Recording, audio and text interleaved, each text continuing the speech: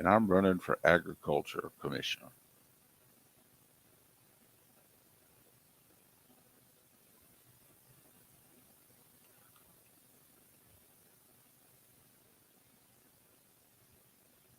I'm Bailey Zappi. I want to welcome you to Alpha Tau Epsilon. I've been the president here for the last year. You want to come by every Thursday? We've got a pizza party. We recruit new members. I'm Bailey here at Zappy's House of Paint. Horrors. I'll paint that car for $9.99.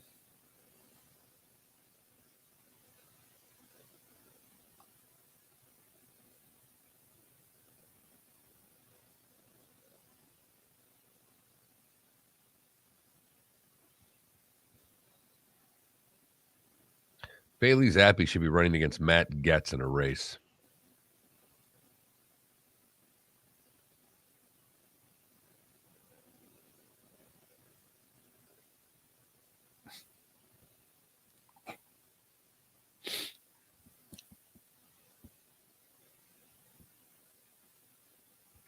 Justin Herbert threw 57 passes yesterday and no touchdowns.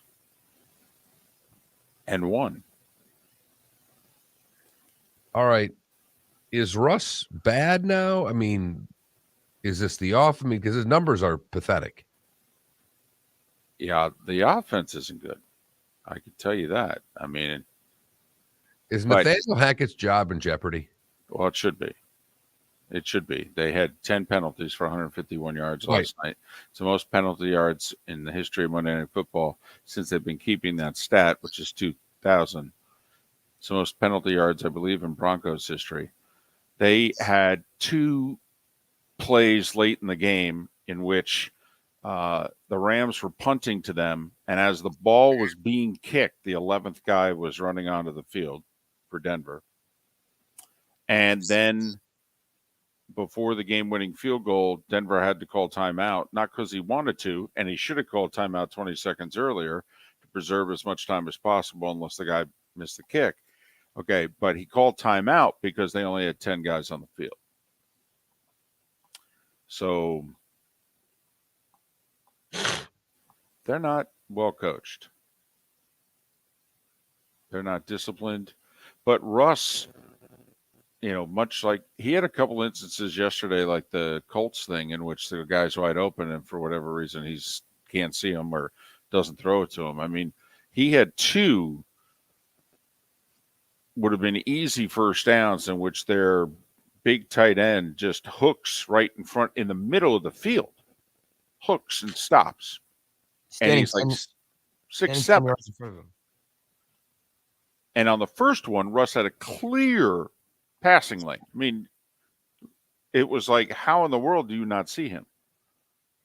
And it was 3rd and 4, and he runs a 7-yard hook, and right there, and Russ farts around and gets sacked. And it's like, what the? His touchdown pass was a really nice play. It was. I did see that. It got the bottom TV last night. What got the top? Red Wings. Ooh, nice. Baseball was set to have TV number 2, but they didn't play.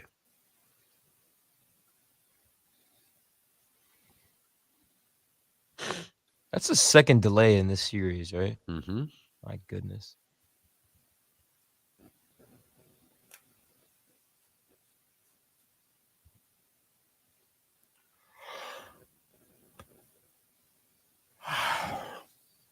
All right, 15 seconds.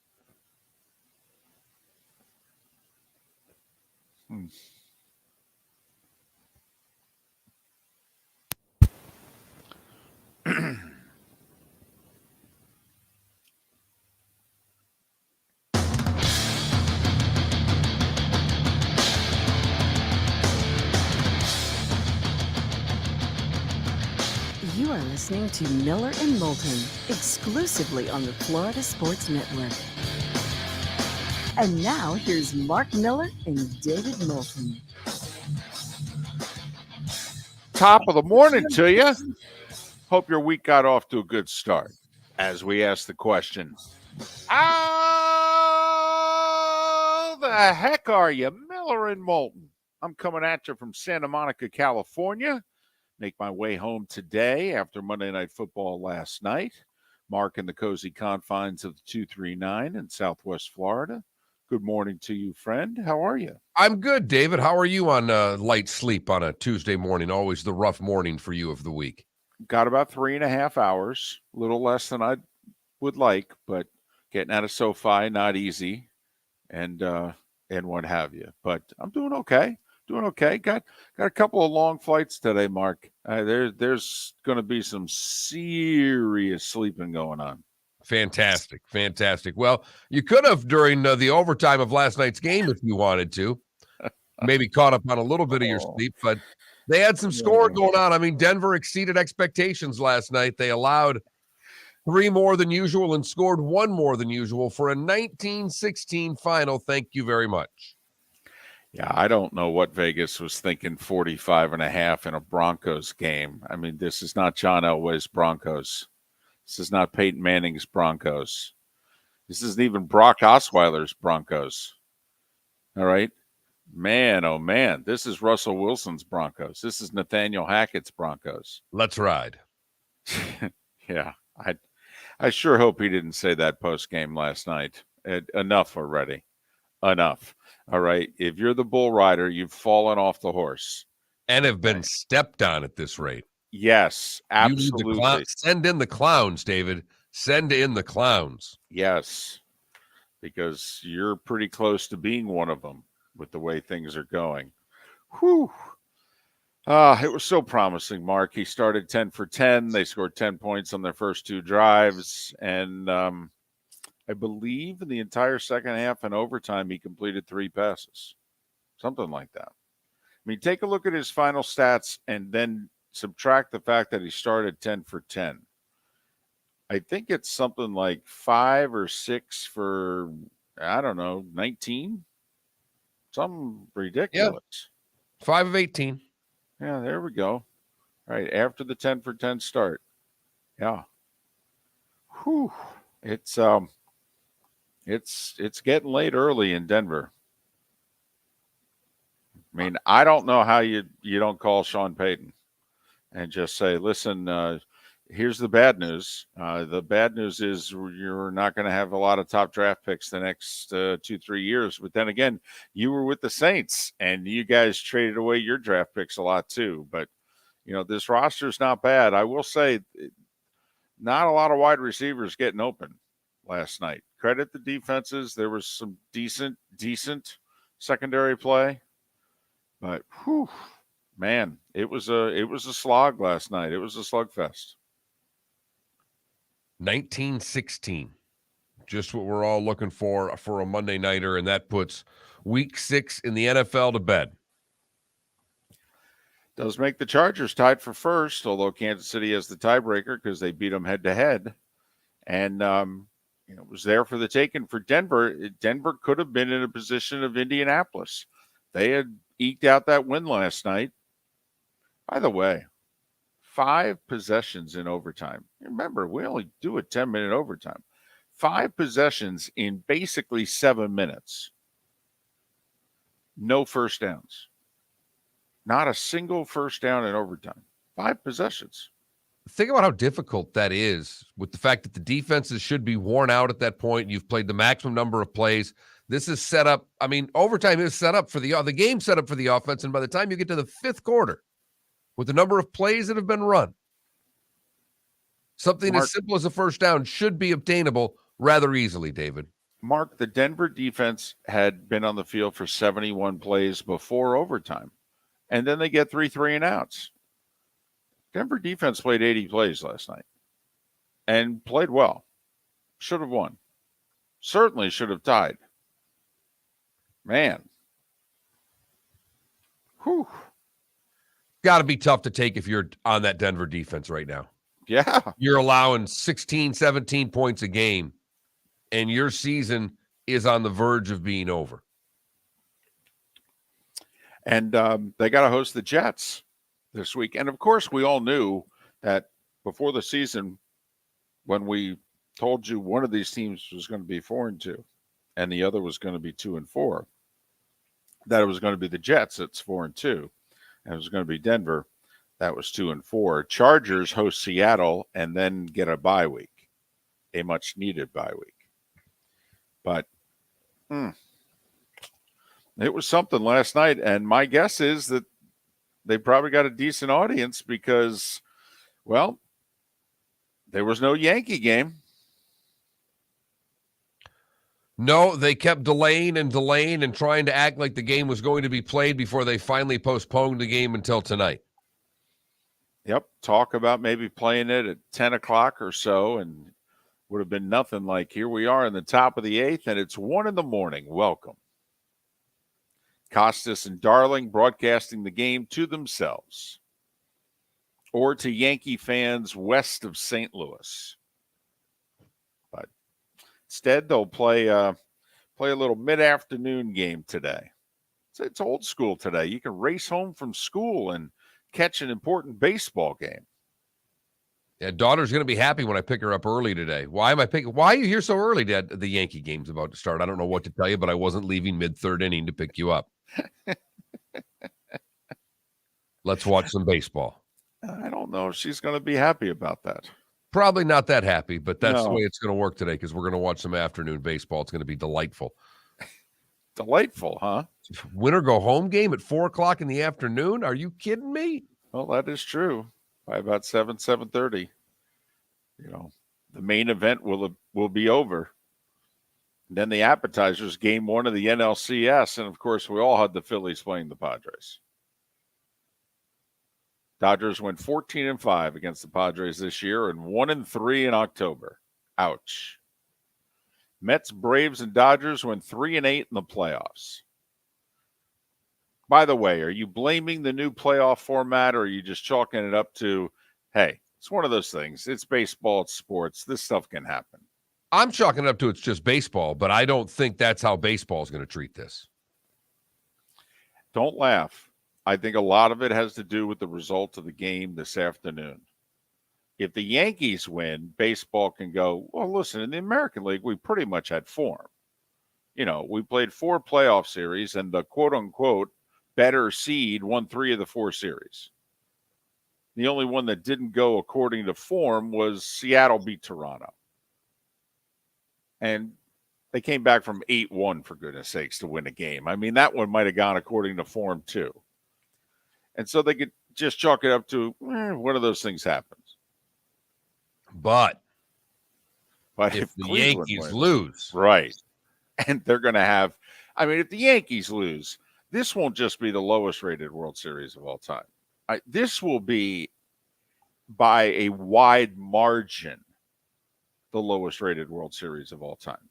It'll make the Phillies-Rays World Series in 2008 look like the Yankees were in it. Seriously. The best Major League Baseball can hope for if the Yankees lose is Houston against Philadelphia. Who's going to watch that?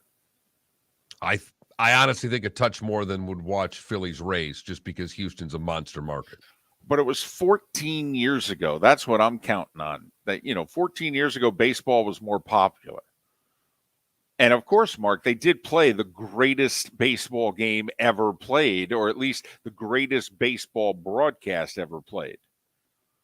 Got that right. Picking up game 5 in the middle of the 6th inning and showing us about an hour and 15 minutes and 3 full innings. And we basically had a run scored every half inning, and it was glorious. You contend it was the greatest baseball broadcast ever. I'll stand by it. I will stand by it.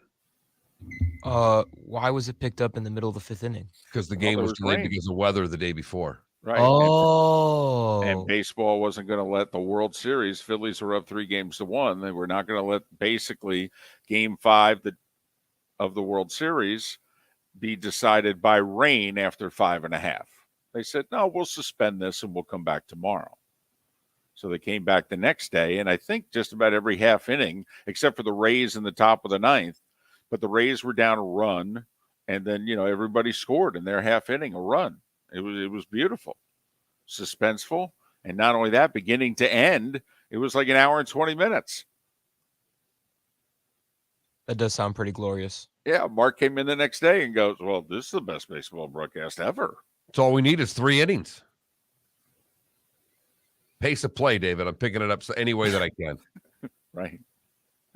Maybe they could have done that last night. They could have started it around 10:30, played 5 innings, and then picked it up today in the 6th at 4:00.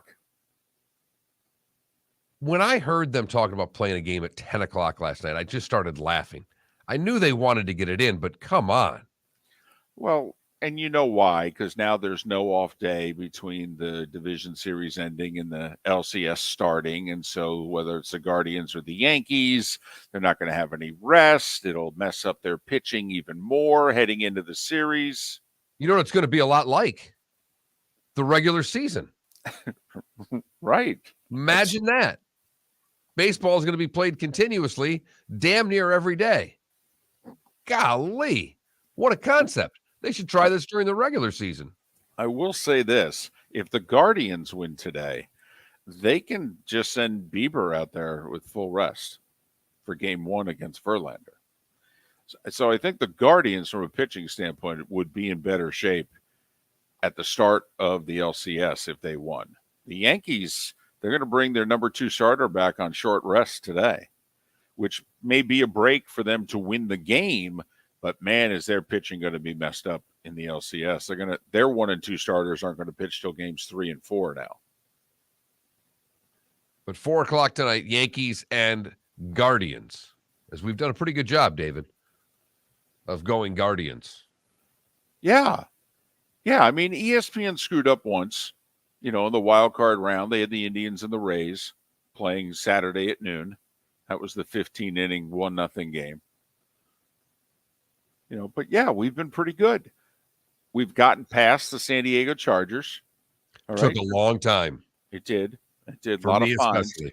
A lot of fines. That is true. And we're doing pretty well between the Guardians and the Commanders. We are. Hope you're doing pretty well as well. David Samson to talk some baseball in the 7:00 hour right here on Miller and Moulton, the Florida Sports Network. David Moulton for Napa Auto Parts, and Napa Filters. Insist on Napa Filters for your vehicles, or if you're a do-it-yourselfer, only buy Napa Filters. Napa has a filter for almost anything on earth that moves, whether it's motorcycles, foreign and domestic cars, vans, SUVs, earth-moving equipment. You get the idea. Napa Auto Parts, Napa Filters. Insist on them for your vehicles, or if you're do-it-yourselfer, only buy Napa Filters. Mark Miller for SWFL Golf Carts, or online, flgolfcarts.com. If you're looking for a golf cart, an e-bike, or an e-motorcycle, go visit Alex and the gang at SWFL Golf Carts. flgolfcarts.com online. Check out their whole inventory. If you're looking for a custom cart, they can take care of you. 2-seater, 4-seater, 6-seater, they've got you covered. E-bikes, nobody better for value and service. E-motorcycles, check them out. Again, flgolfcarts.com. flgolfcarts.com. Ladies and gentlemen, Yeah. Hi. Excuse me. Hey, the line starts back here. ma'am, if your party's not here, you're gonna have to go around again. If you had the opportunity to avoid all this, wouldn't you? Salt Live is the official transportation provider of the Miller and Moulton Morning Show, making your trip to and from the airport seamless and stress-free. Salt Live is supported with the help of local partners like the Bayfront Inn. Gather your family and friends and enjoy a leisurely day on the water with a pontoon or deck boat. If you prefer to explore the waterways without a motor, the Bayfront has canoes, standboards, and kayaks. At the end of your journey, enjoy lunch or dinner at the Bamboo Tropical Bar and Grill. The Bayfront Inn, something for everyone on 5th Avenue in downtown Naples. BayfrontInNaples.com. When you need a ride, book with Salt Live Transportation, 308-8686, or book on saltlivetransportation.com. You were listening to Miller and Moulton on the Florida Sports Network.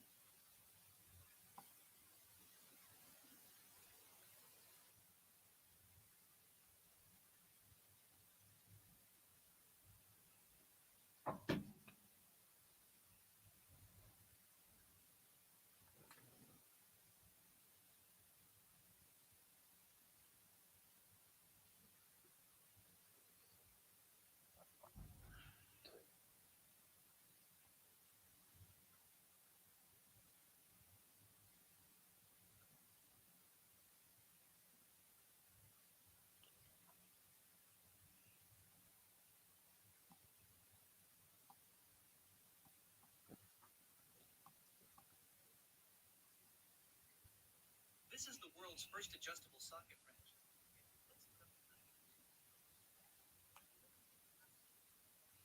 I'm Bailey Zappi, and I approve this message.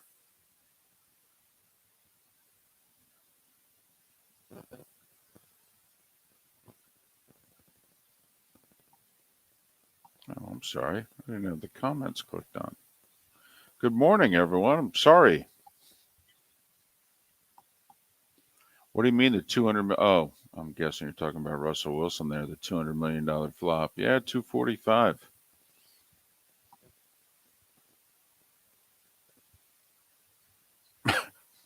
Yeah. Yeah, Troy did have a good line last night on the roughing the passer call, which Joe throws it to the referee, John Perry, and he said, well, it's actually by rule that's roughing the passer. And Troy said, after last week, I'm not going to say anything. Yep, that's all I'm going to say about that.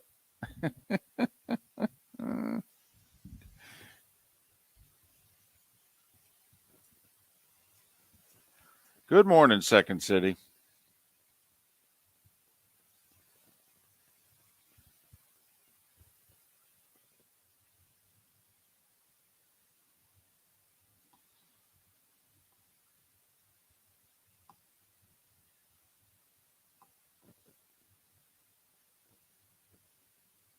Out in Southern California, they're thanking the Dodgers for having their season over before the Lakers started.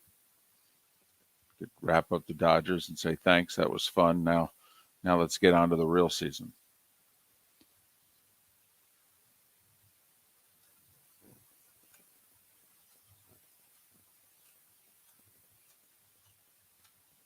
LA has to be one of the only cities in the United States where the NBA team is quote unquote the real sports.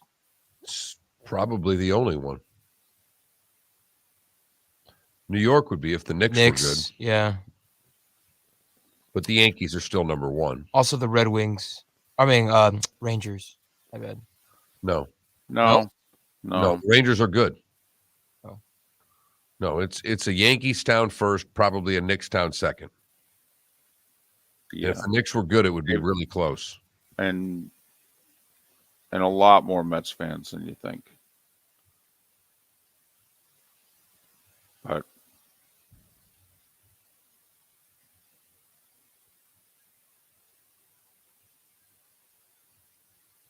yeah, those guys going to Brooklyn was stupid. The first superstar or two that team up and go to New York and lead them to glory. Holy mackerel. Will their life be set?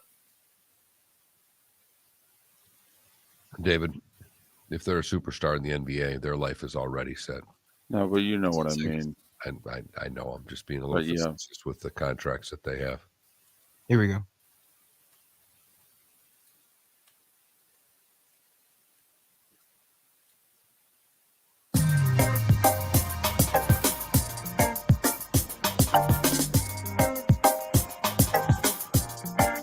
Welcome back to Miller and Moulton, only on the Florida Sports Network.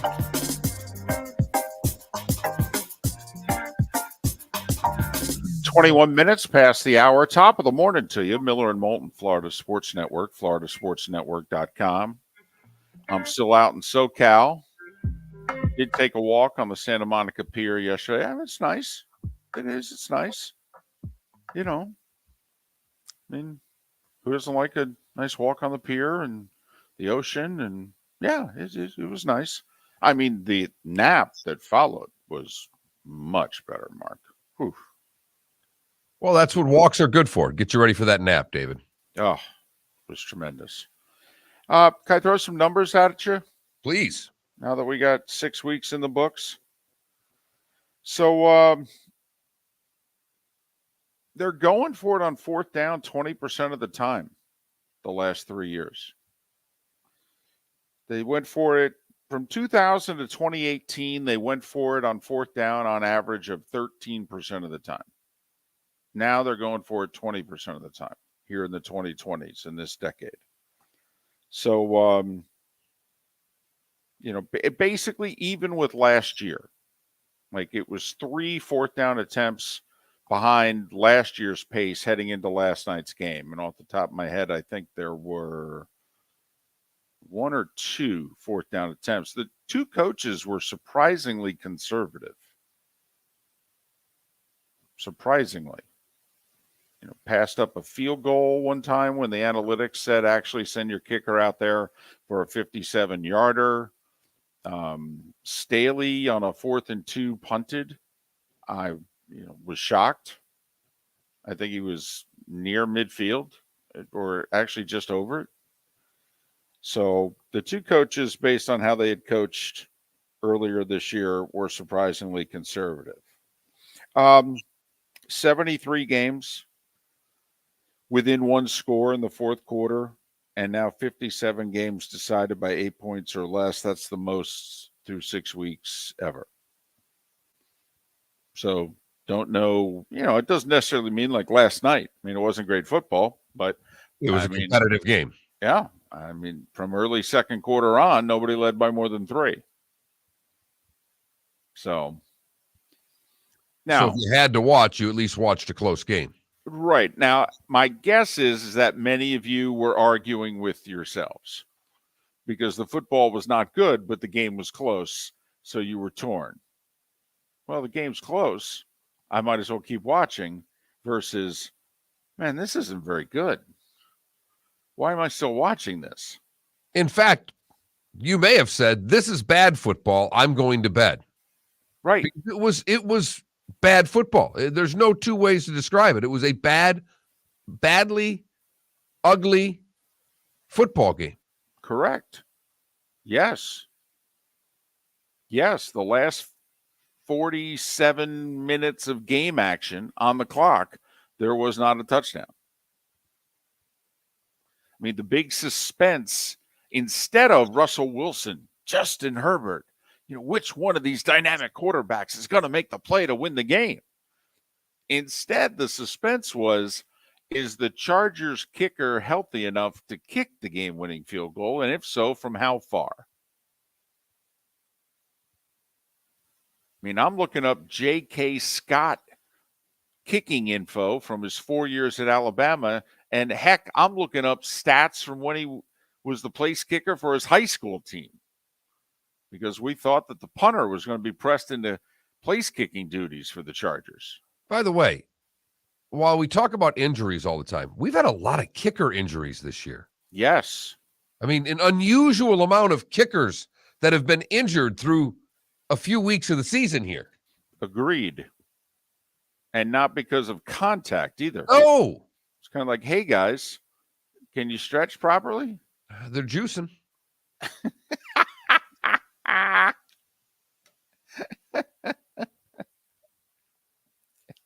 I will say they're good, though. They are good. The kicking is really good, and they can kick it from really far away. It is. You're right.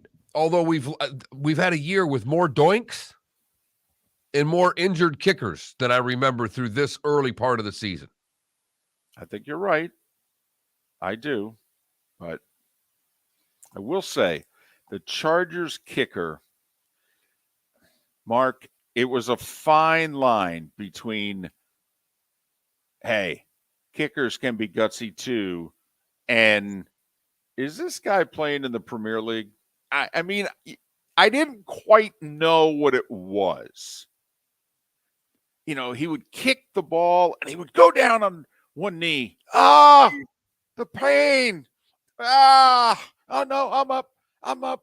I'll walk it off. Ah, No it sympathy. hurts. No sympathy for what could be a very painful injury. No, I'm sure it was. I'm just saying it was difficult to tell on television. You're like, wow, we usually think about, linemen and the big, strong, tough guy having a tough one out, stay in there. And, look at this guy. He's got a bad thigh and on his kicking leg. I mean, Mark, he had a wrap on his thigh walking around on the sidelines in the middle of the fourth quarter, in which I thought he'd been shot and they had bandaged it up to stop the bleeding. It was so big.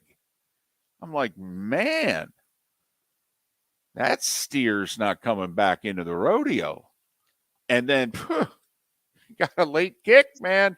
Got to just take that wrap off. I'll limp out there. I'll drag this leg with me.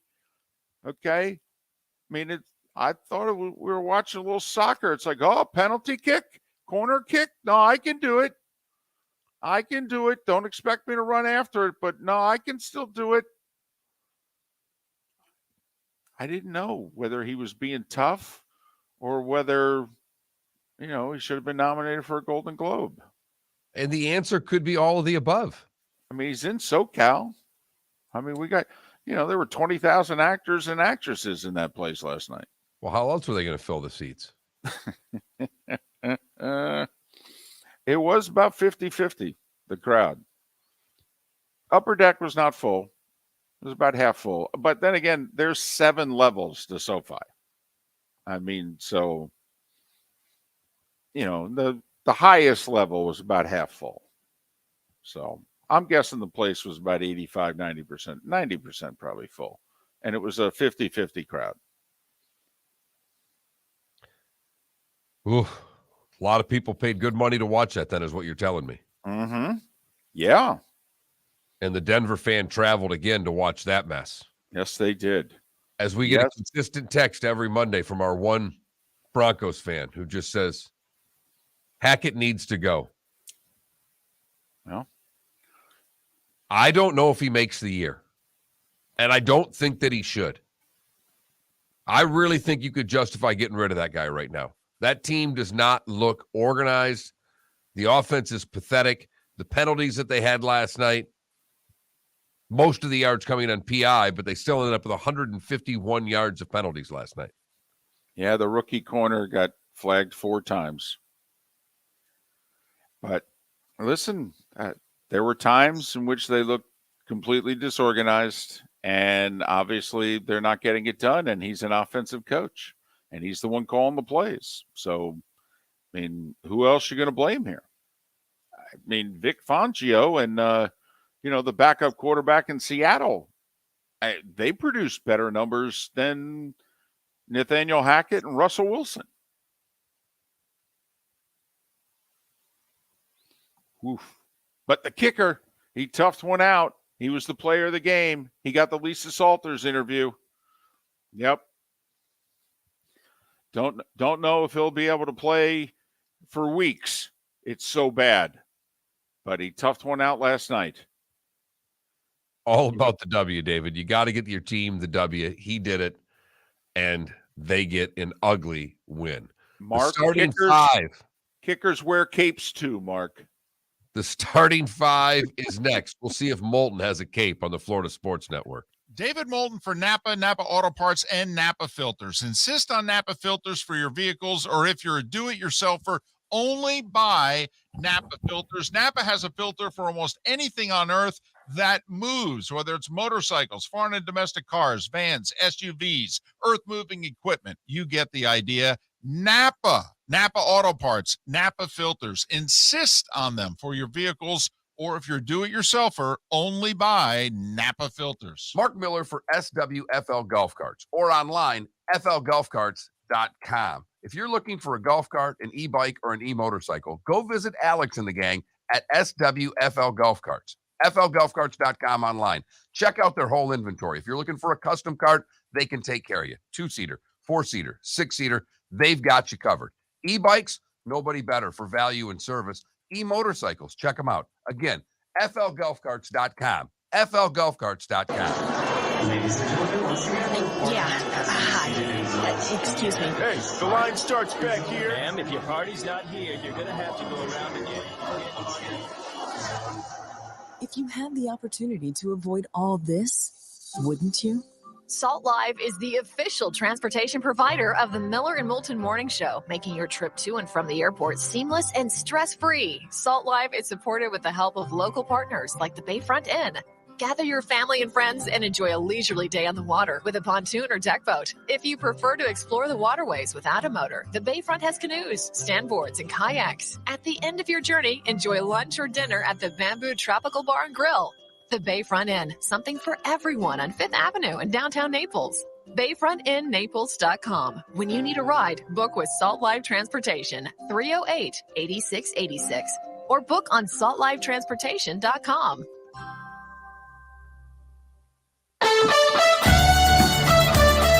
You were listening to Miller and Moulton on the Florida Sports Network.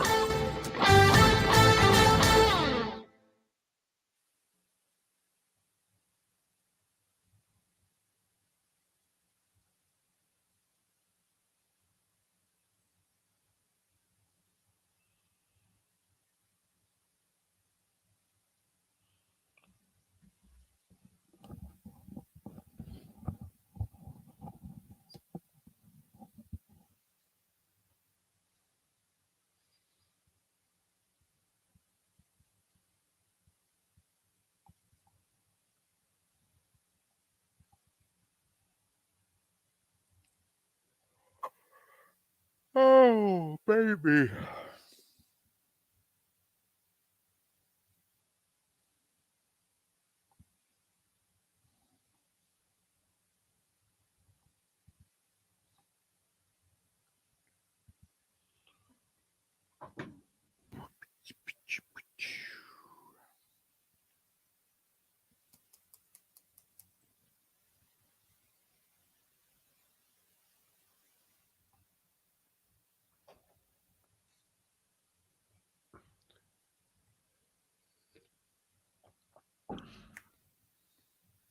RCB, I don't think he gets another game because of it. I really don't. I think the case is settled.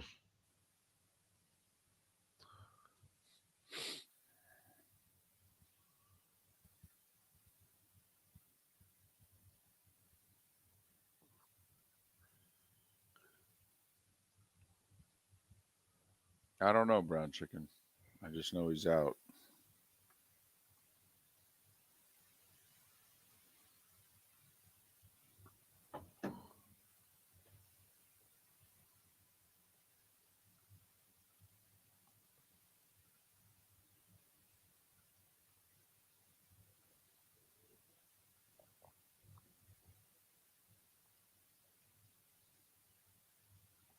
Apparently, he has a hip injury. They're going to try to practice this week.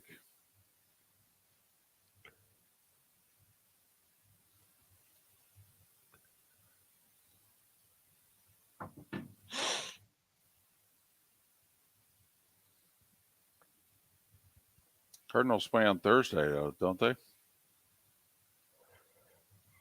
Yeah, they host the Saints.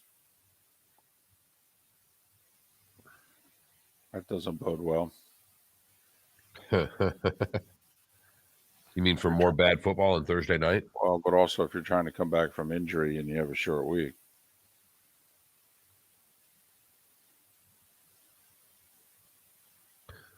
$45 is the over-under. I'll go under. For Saints Cardinals? Yeah.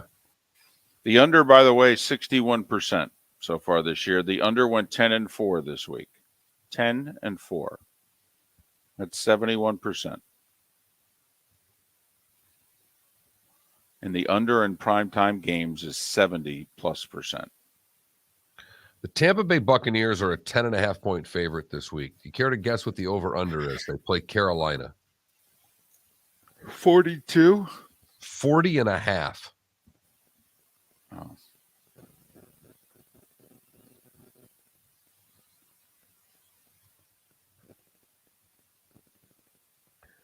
Seahawks Chargers, the only over 50 this week.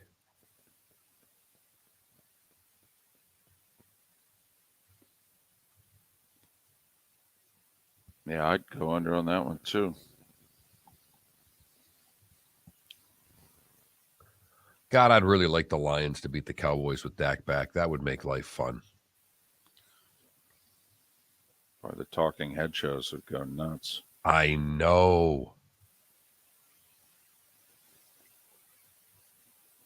RCB, I know it's a new one. I understand completely. I've got you. I think they're done with it. 30 seconds.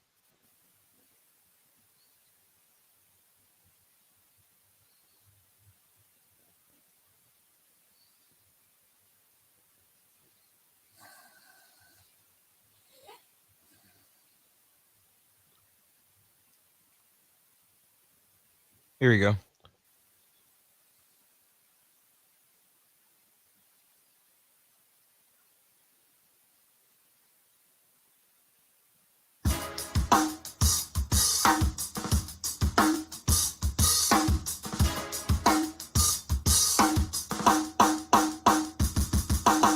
Welcome back to Miller and Moulton, only on the Florida Sports Network.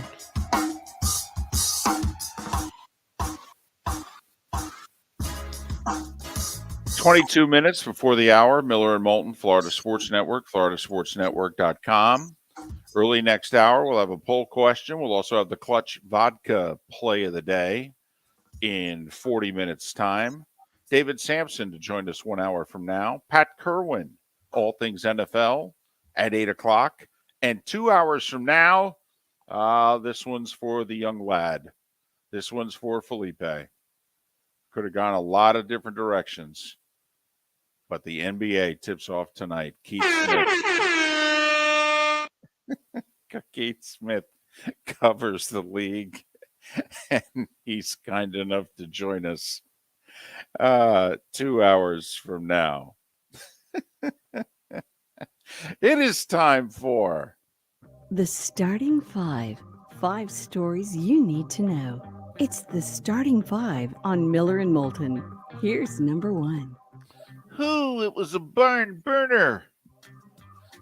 It went overtime. Trying to sell it, Mark. Yeah, I know, and I thought that I let you down because I should have been right there with you, but I've got nothing for you. I really Well, it was really bad. Mark, I don't know why that is. There were no touchdowns in the second half and overtime. There were 19 penalties for 240 yards in the game. The Broncos set a team record for yards penalized. They also set a Monday Night Football record for yards penalized, for that matter. I mean, the teams combined to be 1-5 in the red zone, Mark, and neither team had 300 yards of offense.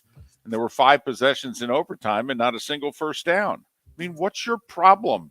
You can't embrace this? That's a me problem, David. The game was won on a muffed punt, Mark. Or it would have been a tie. Right. Dustin Hopkins with 4 field goals while hurt. The heroism. Kickers can wear capes too. 39-yarder to win it while suffering through a right thigh injury. And he's right-legged, so that was kind of significant. I mean, Mark, Justin Herbert attempted 57 passes with no touchdowns. One of the top 5 quarterbacks in the game in most people's eyes. Although I will say the win, I believe, brought his lifetime record to 500. Does that matter at all? Like, Trey Wingo does not believe that a 1-loss record is a quarterback stat. Yeah, well, good for Trey. I don't know how else we're going to judge these guys. That's why I asked. At the end of the day, if you're the quarterback, I think winning's the most important stat. Chargers 19, Broncos 16. LA's 4-2, tied for first with the Chiefs. Broncos are 2-4. Got a tough road ahead. Broncos will host the Jets. The Chargers will host the Seahawks coming up. Mark, did you hear the news out of Nashville yesterday? Yes, I did. Kind of significant. I mean, Nashville, hottest city in America. One of. I mean, if you Yeah. last 5, 8, 10 years, everything they got going on, it's got to be top 3, right? Hottest cities in America. Well, they're going to get a Super Bowl. And I say that because the city of Nashville and the Tennessee Titans struck a deal yesterday for a $2.1 billion stadium. Here's how it's going to be financed. $500 million from the city of Nashville. $760 million will come from a 1% hotel and sales tax. And then $840 million will come from, the NFL, Titans ownership. Oh, and wait, PSLs. So, yeah, Titans fans, congratulations. All right, you're going to have to start paying PSLs for your Titans when they move to the new stadium. PSL's a hell of a deal. Just a hell of a deal. For the team. Right. Yeah. Hell of a deal. Mm-hmm. So you add it all up, that's $2.1 billion. Now, of course, my question is, with overruns, who pays for the overruns? I'm going to go out on a limb and say it's not the Titans. I would agree with that. I would imagine that hotel tax could get carried out for a year or two. Yeah. In order to take care of what they need to take care of. Right. Wait, we're short? We'll just keep the tax. They haven't been there that long. It's a pretty new stadium. Already done with that one. Well, let's see. Mid-90s? Yeah. Pretty much. So, Mark, what are we going to do with nearly 30-year-old stadiums? I mean, don't we all knock down our house after about 27 years and build a new one? No, we don't. No, I didn't think so. No, I thought we fixed it up. Maybe it's time for new windows.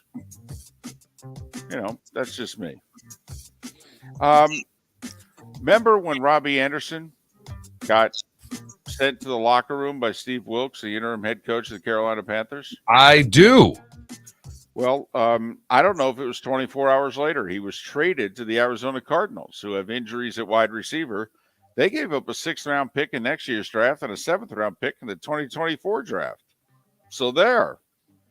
And Robbie Anderson's now a Cardinal. And he's much happier. Well, how could he not be? Tua's going to start for the Dolphins Sunday against the Steelers. I think we all knew that. Randall Cobb, he's out for weeks. News is just getting better for the Packers, isn't it? His most trusted receiver, he's going to be out for weeks. I mean, they're talking like December. Well, you could tell when he was hurt, just not even the pain, more of the misery that he was in. I thought he was done. Because he was nearly sobbing on the cart, and I'm like, I thought it was maybe career ending. So the fact that he's going to be back surprises me even a little bit, David. And Carson Wentz is out a minimum of 4 weeks. He had to have surgery on his throwing hand. Washington's 2-4, and they're going to go back to Taylor Heineke, who I think is the people's choice, Mark. I think you're right, and I think this will buy Rivera. You're on to something. Kingsbury could be done on Friday if they lose. Well, they're 6-11 in their last 17 games in the desert. So, for the record, for those of you that gamble on pro football, you should know this if you don't, that the under has won 61% of the time. And that if you took the under last week, you went 10-4 on the games. Underdogs, by the way, had a winning week last week. Major League Baseball, they were supposed to wrap up the Cleveland Yankees division series last night. Problem was it rained until about 10 o'clock at night in New York. And, they're going to try to finish it at 4 o'clock today on TBS. Nestor Cortez now will pitch for the Yankees. He was not going to pitch, at least not start, Game 5, but the lefty, who you could argue has been their best starting pitcher this year, on 3 days rest, he'll give it a go. And my guess is the Yankees hope he'll give him 5 and, well, go to work. This is a benefit to the Yankees because they've been using their best relievers here in games 3 and 4. In fact, their best reliever had pitched 3 games in a row. So the day off could really, the Yankees will put a better starter on the mound. Their bullpen, a couple guys needed rest, got it. Say it again. Indians say they're undecided as to who's going to start. I mean, what's wrong with bringing Bieber back on 3 days rest? Give you 4 or 5 innings. Your 3 relievers haven't pitched since game 2. Your best 3 relievers haven't pitched since game 2. You could bring them in starting in the 5th and might be able to finish the game with those 3 guys. I'm just saying. NLCS gets underway tonight in San Diego. Phillies and Padres, 8 o'clock on FS1. That's right. That's how important baseball is. FS1. Good luck finding it. Zach Wheeler against Yu Darvish. Got to admit, It's a great little pitching matchup right there. it'll be an intriguing series. We're separated by, I think, 2 games in the standings this year, 89 and 87 wins. Going to have a mighty dog in the World Series, Mark. And I can just see America rallying to either the Padres or the Phillies' backs. No? I'm rooting for the Padres. Philadelphia's got it going too well right now. We need to pump the brakes on Philadelphia. Come on. Hadn't made the playoffs in 11 years. Tell you what, a lot of pressure on the Sixers tonight as the NBA season tips off. I mean, the Flyers, what, 2-0? Right? Flyers are 2-0. The Eagles are 6-0. Right.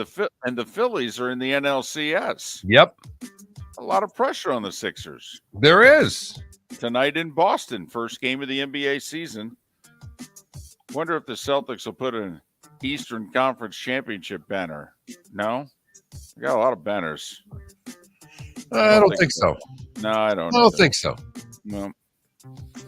And they got an interim head coach, remember. 7:30 tonight on TNT, Sixers and Celtics. 10 o'clock TNT, Lakers and Warriors, as the 2 finalists are the home teams, Boston and Golden State. The biggest news in the NBA yesterday, you could argue, was TNT and Turner. They signed Chuck. Chuck, who had said that his last contract was going to be his last, and he was going to retire in his very early 60s. Because, you know, Mark, $10 million a year is enough, not enough to keep working. So Turner offered him between 15 and 20 a year for 10 years and said, is this enough to keep working? And he went, okay. DeAndre Hunter got a little bit more money, but then again, he is an active player. He got nearly $24 million a year for 4 years to stay with the Atlanta Hawks. NHL, Panthers lost in Boston 5-3. Jake DeBrusk with 2 goals for the Bees. Rangers got 2 goals, 2 assists from Zibanejad in a 6-4 win over Anaheim. Penguins finally lost, Mark, in overtime, but Malkin did have 2 goals, but Montreal beat him 3-2. Arizona doubled up Toronto. Can't be giving away points like this if you're the Leafs. All right, 2 goals from Arizona in the last 2 minutes for a 4-2 win. Wings lost in overtime. Philip Deneau with the game winner for the Kings. Colorado doubled up Minnesota. Wilder winless to start the year. Nathan McKinnon with a goal and 2 assists. Ovechkin with 2 goals and 2 helpers as Washington got their first W of the year. They scored 4 in the third to beat Vancouver 6-4. San Jose beat past Brett Hall with multi-game goals. Only now behind Gretzky in that category. Well, and that's the only guy he trails right on the all-time goal-scoring list? Correct. Is he ahead of Howe? Or is he third? But anyway, he's, you know, sometime 2026, I think, is when Ovechkin is lined up to pass Gretzky. San Jose beat Winnipeg 4-1. Carolina over Seattle 5-1. Svechnikov with 2 goals and an assist. And finally, Mark, we're 3 weeks away from college basketball starting. College hoops, AP top 25. North Carolina, preseason number 1. Finalists from a year ago. The Zags are 2, Houston 3, Kentucky 4, defending champion Kansas tied with Baylor for 5th, Duke 7, UCLA 8, Creighton 9. So you got Houston 3 and Creighton 9. I know Creighton's in the Big East, but just, schools you don't necessarily think of as contending for the national championship. And San Diego State and Dayton also in the top 25 for some other teams, some mid-majors, if you will. SEC and Big 12 each had 5 teams ranked.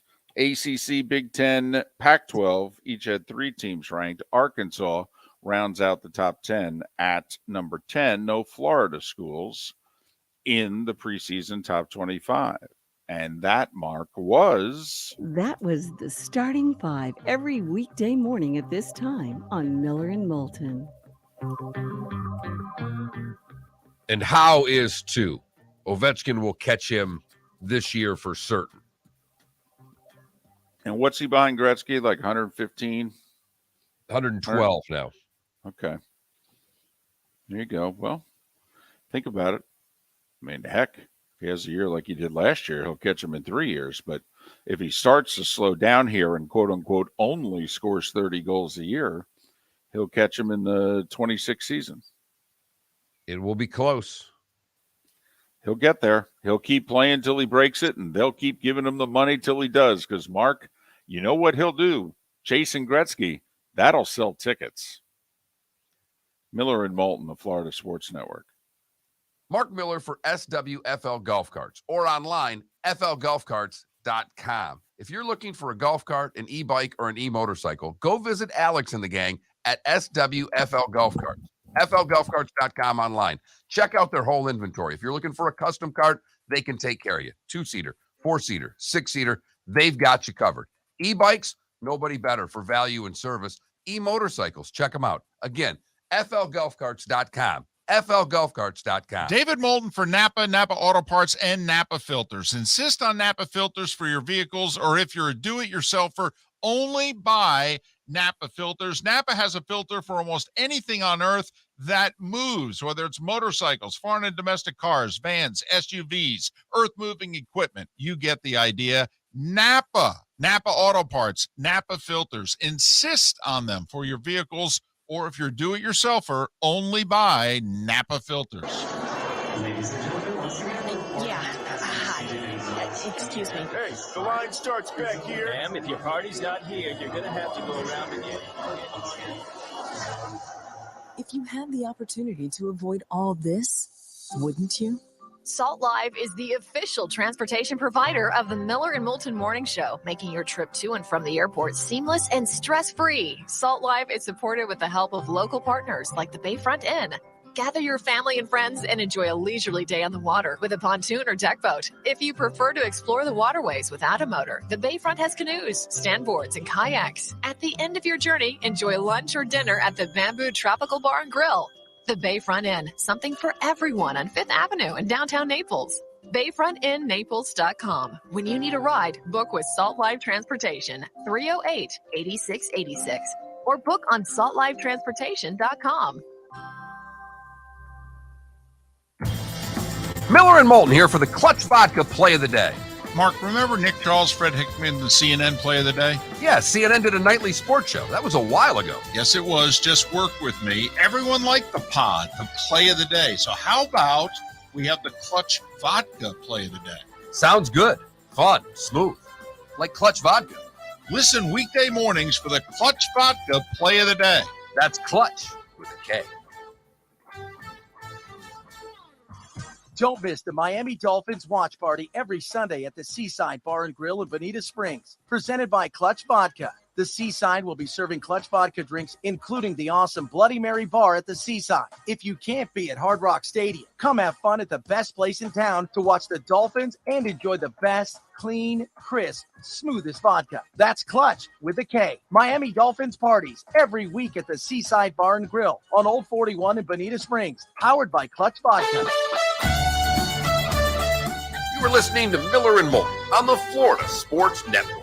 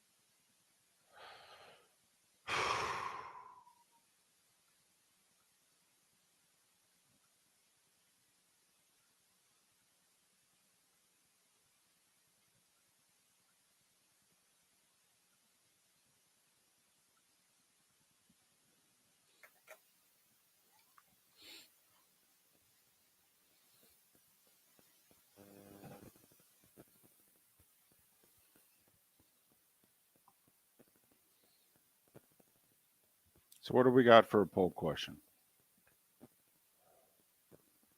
Want to go NBA?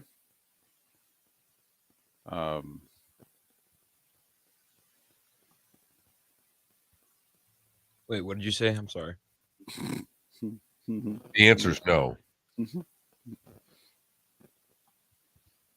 NBA?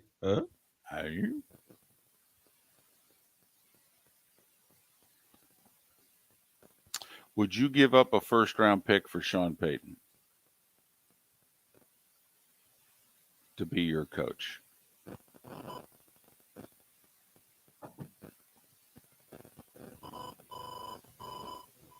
What the hell is that? Whoa.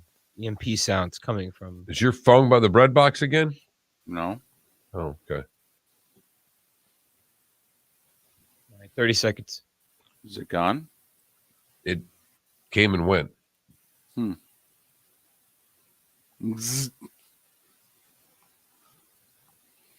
Well, Paul, based on the ratings, it's been a hit. 10 seconds.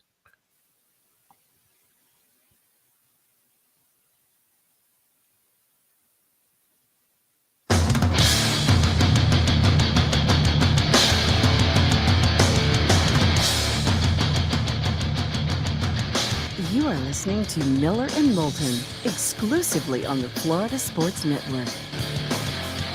And now here's Mark Miller and David Moulton. And just like that, it's hour 2 of Miller and Moulton here on the Florida Sports Network, floridasportsnetwork.com. Thanks so much for being with us. I'm out in California. I mean, Monday Night Football was just a few hours ago. It was in Los Angeles, after all. Chargers beat the Broncos in overtime, 19-16. Oh, no, it was worse than how that sounds. No, it was worse than that.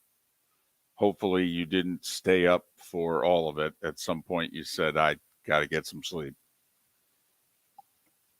I mean, Mark, a poll question, I'll just throw it out there. What was better last night? Yankees, Guardians, rain out, Broncos, Chargers. A hell of a question, David.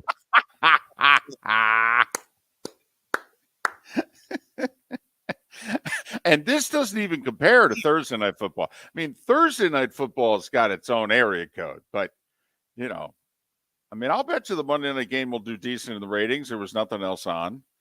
And, the Yankee game didn't happen. So I'll bet you it actually will do a decent number, but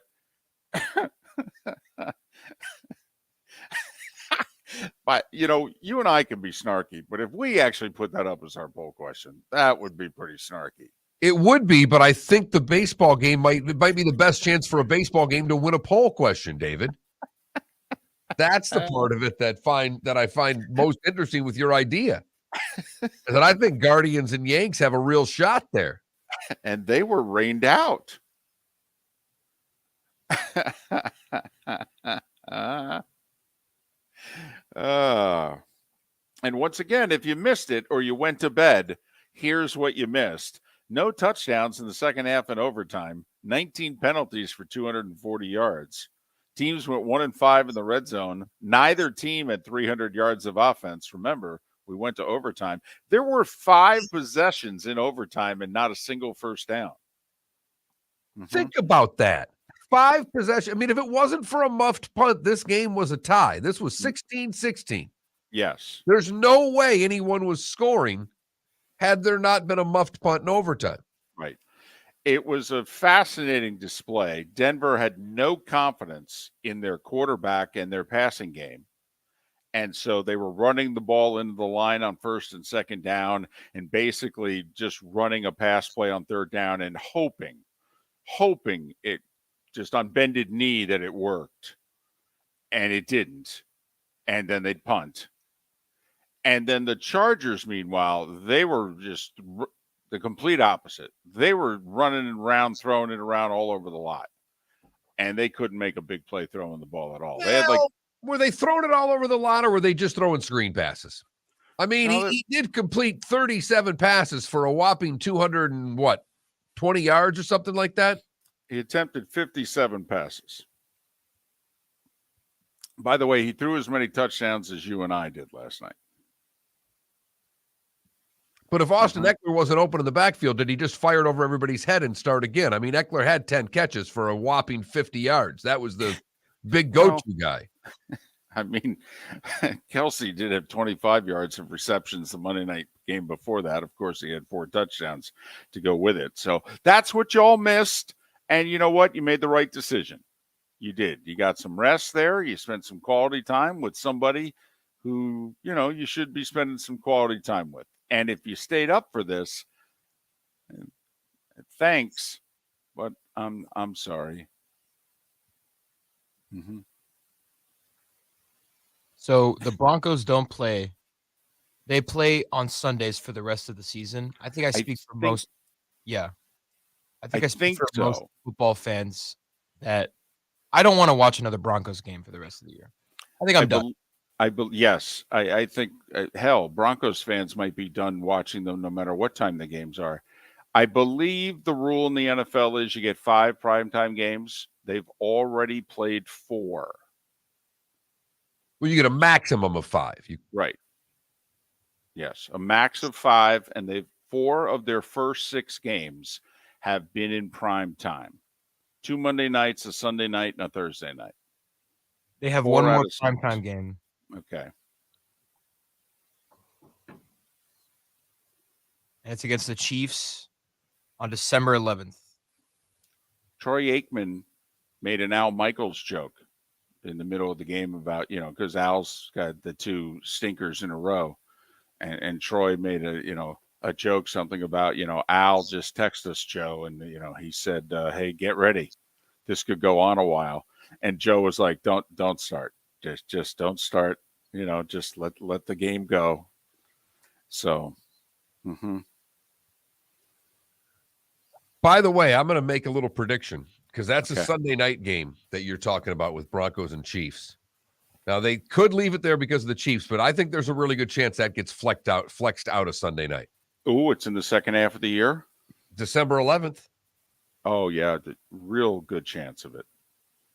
Real good chance. They'll say to CBS, "Here, you can have this. You guys can have the Mahomes game." So that's my guess right now. But you never know what else is going across them. It could be an ugly week that nothing else would want to get flexed up into it. So we shall see. But yeah, I mean, come on, Broncos. We're going to get 5 slots. Russ is coming to town. Sure. Russ going to cook. They're going to be good, baby. Yeah. All they needed was a quarterback. Right. That defense still as solid as it was a year ago. That offense. Oof. Not good. So there you have it. That's what you missed. Buy new Halloween costumes. They were going to go as Hackett, but now they don't want to be offensive. There are a lot of Denver Halloween jokes that are possible here. By the way, the NFL on Halloween's in Cleveland. I mean, can we all just start telling our own jokes to ourselves here? And you're there for that too, aren't you? Oh, yeah. Bengals, Browns, baby. Although, Mark, you know me. Yeah, you get some Joe Burrow up close and personal. I'm going to try not to hug him. I think that might be embarrassing. Maybe just get a picture taken near him instead. But I had mentioned Ron Rivera. You had mentioned Cliff Kingsbury. And I had also mentioned Nathaniel Hackett. As right now, those look to be the high mark for the next 3 gone. Right? Am I missing anybody, David? Off the top of my head, I don't think so. No. I mean, I think Jarrah will stick with McCarthy for the whole season, no matter how it goes. So, a lot of first-time head coaches. I mean, but then again, we've got one who's 6 games into his tenure who's on the list. Let me ask you this. Do you think Stefanski's going to take the fall in Cleveland if this continues? Because their schedule only gets harder from here. This was the soft open to their schedule. This was where they were supposed to make hay. I don't think Stefanski's a mid-season candidate because of the quarterback situation. Okay. And I know exactly where you're going with this, David, but I think Stefanski will get it to the bridge and then get the end of the season. If they make any moves, it's following the season. That would be my guess in Cleveland. And it shouldn't be the damn coach. The general manager neglected the defensive line. We talked about this since when, David? July? June? Maybe even earlier during free agency. RCB in our Twitch chat room mentioned Lovie Smith. What's interesting about the Texans is they got rid of the controversial guy in their front office yesterday. Exactly. All right. He's 3+ years there. 2 years ago, he was running that entire organization. He forced he won the power struggle with Bill O'Brien, got him out, and they had a mass exodus in their front office. They had an award-winning PR person and staff, and that whole staff and got up and left. She went to Jacksonville before going somewhere else. And they got rid of him yesterday. So they're not winning any games, but if I was a Texans fan, I'd feel like, well, we're heading in the right direction. We got rid of a guy who ruined our organization. And, well, goodness knows we'll be in position to draft a quarterback. And we'll have salary cap room and draft picks. 3 things we haven't had in a while. So who's picking up the phone to try to get Sean Payton there first? Well, who's making the trade to get Sean Payton there first? Listen, the ownership for the Broncos was in attendance last night. They were sitting there in the front row. They had one of, I think, Pat Boland's daughter,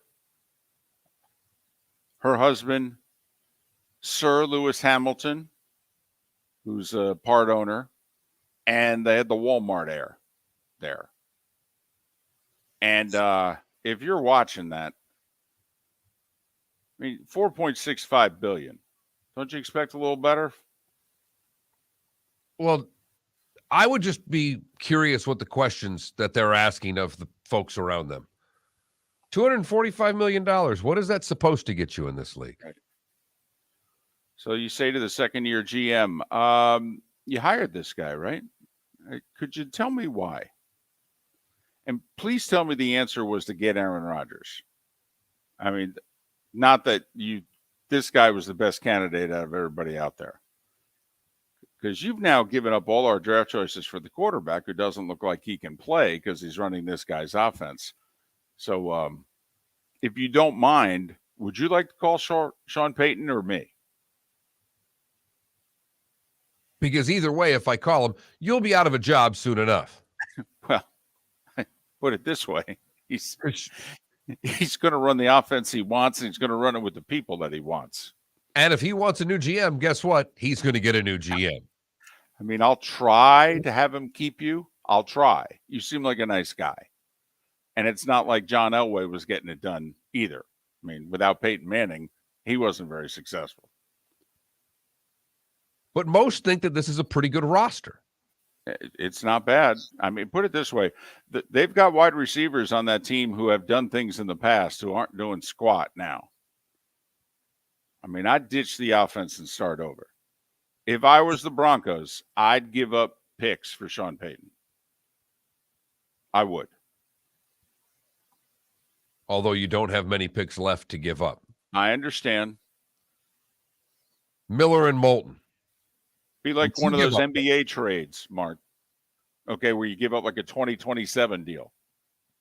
Golfers, are you bored of the same old driving range warm-up routine that's not getting you the results that you want on the course? Power up your golf swing by adding resistance bands to your range sessions with the Orange Whip Golf's Power Strap Kit. Featuring band attachments to your feet and hips, Power Strap resistance training will boost clubhead speed, increase power, improve flexibility, all with just a few swings. Buy a Power Strap Kit today. Go to orangewhipgolf.com and use code Miller10 to receive an additional 10% off the already great price of $119. Ladies and gentlemen, once again, Excuse me. Hey, the line starts back here. Ma'am, if your party's not here, you're gonna have to go around again. You had the opportunity to avoid all this, wouldn't you? Salt Live is the official transportation provider of the Miller and Moulton Morning Show, making your trip to and from the airport seamless and stress-free. Salt Live is supported with the help of local partners like the Bayfront Inn. Gather your family and friends and enjoy a leisurely day on the water with a pontoon or deck boat. If you prefer to explore the waterways without a motor, the Bayfront has canoes, standboards, and kayaks. At the end of your journey, enjoy lunch or dinner at the Bamboo Tropical Bar and Grill. The Bayfront Inn, something for everyone on 5th Avenue in downtown Naples. BayfrontInNaples.com. When you need a ride, book with Salt Live Transportation, 308-8686, or book on saltlivetransportation.com. Mark Miller for SWFL Golf Carts or online, flgolfcarts.com. If you're looking for a golf cart, an e-bike, or an e-motorcycle, go visit Alex and the gang at SWFL Golf Carts. flgolfcarts.com online. Check out their whole inventory. If you're looking for a custom cart, they can take care of you. 2-seater, 4-seater, 6-seater, they've got you covered. E-bikes, nobody better for value and service. E-motorcycles, check them out. Again, flgolfcarts.com. flgolfcarts.com. You were listening to Miller and Moulton on the Florida Sports Network.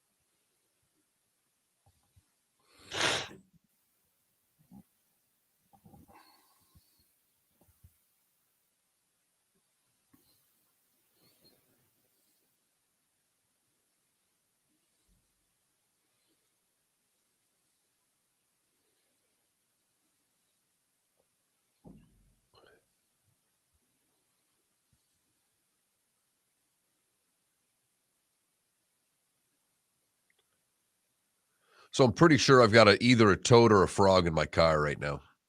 Oh, wow. I drove to work this morning, put the windows down because it was kind of nice. And all of a sudden, off of my side mirror, a frog jumped in the car. Or a toad. Wow. I think he'll be dead by the time the show's over. Heat and all. We'll see. Tried to shoo him out, and I don't think I got him out the window going down the road. Uh-oh. I like frogs. I don't like toads. I like frogs. What's wrong with a toad? They're poisonous, and they're terrible, and they're ugly. They're brown.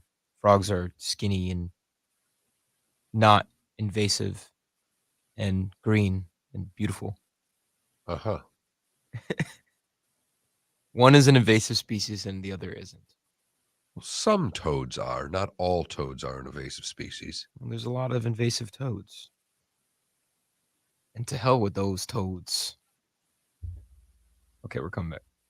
Screw toads.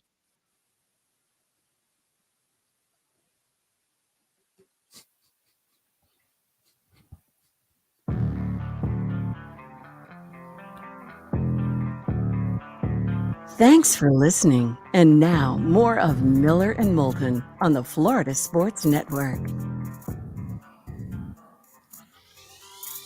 Nice little sports night tonight. Game 5 of the American League Division Series was rained out yesterday. So late afternoon, early evening today, either the Yankees or the Guardians will get on a plane and head to Houston. And, well, they better be ready because the ALCS starts tomorrow. But the NLCS starts tonight. Phillies in San Diego to take on the Padres. And the NBA tips off tonight. TNT with the doubleheader. The two teams who were in the finals will host the first 2 games of the year. Celtics will host the Sixers, and the Warriors will host the Lakers. NBA has really done a good job of stretching their season out for the off days that they want to give their players. Because the season never used to start till right around November 1st. Correct. But they jumped 2 weeks on the season to account for load management. Mm-hmm.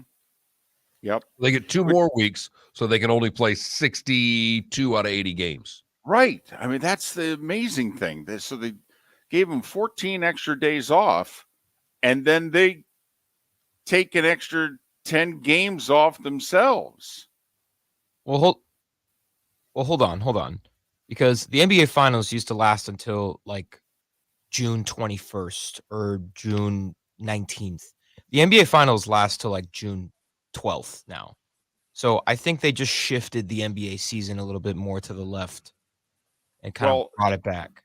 But all right, Felipe, that could also be a year where maybe every series went long versus a year in which they could start the finals a few days sooner and the finals maybe end a couple days sooner. But you're right. I mean, when LeBron and the Cavs won their only Cleveland title, they won it on Father's Day, which I think was around June 20th. But I mean, I think the season is ending within a handful of days, but it's clearly starting 2 weeks earlier than it did just 5 years ago. And they did it to give them more days off. It's the reason they did this. Yeah, I mean, the players negotiated it. They really, they said, listen, no more, limit the back-to-backs, certainly get rid of the 3 in a row and 4 and 5. Absolutely not. We want no part of it. And, you know, not to spend a ton of time on this, but Mark, I got to be honest. If I'm the commissioner, all right, I got to look LeBron and Chris Paul and the Players Association in the eye and say, guys, I mean, you want to be compared to the Michael, Magic, Larry, yet those guys played 79 to 82 games. Okay. They didn't take off because they felt like it. They felt an obligation, actually, the one time they went to Utah a year, that the folks in Utah could see them. And by the way, have you noticed the money you're making? I mean, DeAndre Hunter just signed a deal for $24 million a year. How many of you know who DeAndre Hunter is? He's a good player. He is. He's a good player. He's not an all-star. And I don't know if he'll ever be one. One, it's tough to put the toothpaste back in the tube. When you've started load management, to get them to play. But to your bigger point, David, is that the popularity of the game increased globally, nationally, everywhere because these players did play, because of what you talked about. The only thing that I don't see any decrease in the popularity of the sport in load management. I see a bunch of old guys like us bitching about the fact that they're not playing like they were back in the day, but I don't see it costing them an audience. Okay, I could argue. I will say it's been tough the last few years because 2 of the last 3 seasons have been altered by the pandemic in terms of attendance, when the games were played, etc. So we're only just now getting back to quote unquote normal. But the commissioner thinks it's a real problem. And he thinks it's a problem with attendance. And he also thinks it's a problem for his TV partners. I mean, let's face it, Mark. They haven't marketed teams in this league in 40 years. They market stars. Well, then they need their stars to play. And have you looked at the price of an NBA ticket? They need their stars to play. And you know the owners want them to play. They're paying them.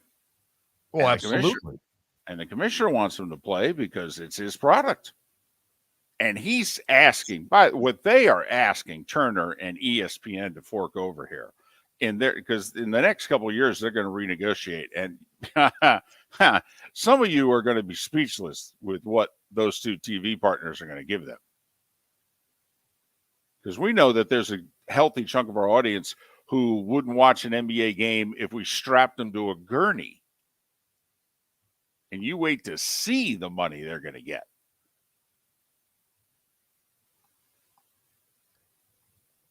I mean, baseball may blush. Sorry, Mark. Baseball may blush. That the Big Ten may blush.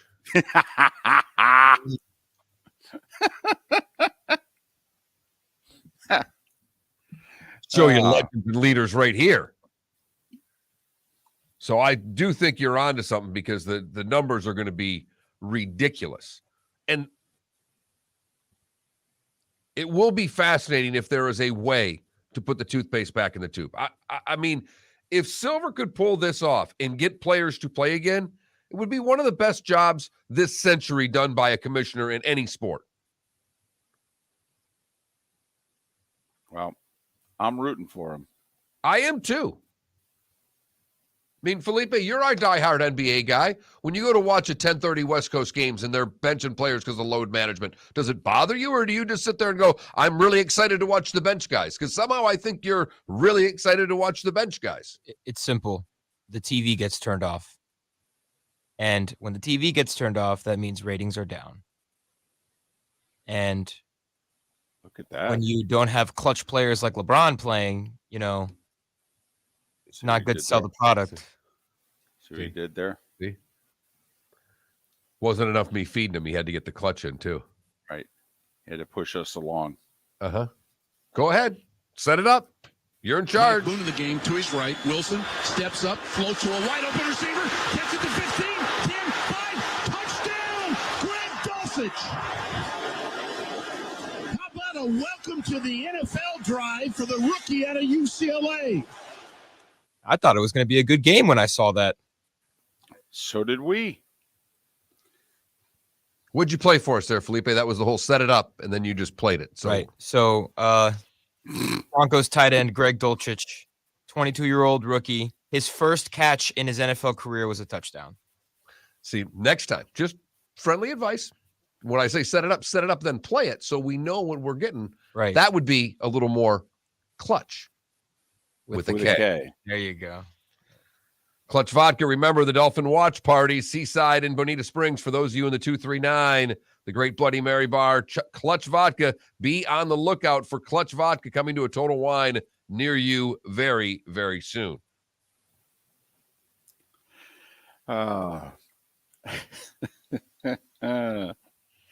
Miller and Moulton. So, someone asked in our Twitch chat room, can you, these days, with how football we've become as a nation, can you have a good sports night without a football game on? And of course, you and I believe so. We're sports fans. We love our hockey. playoff baseball. Hey, the NBA's tipping off tonight. Okay, season openers are cool.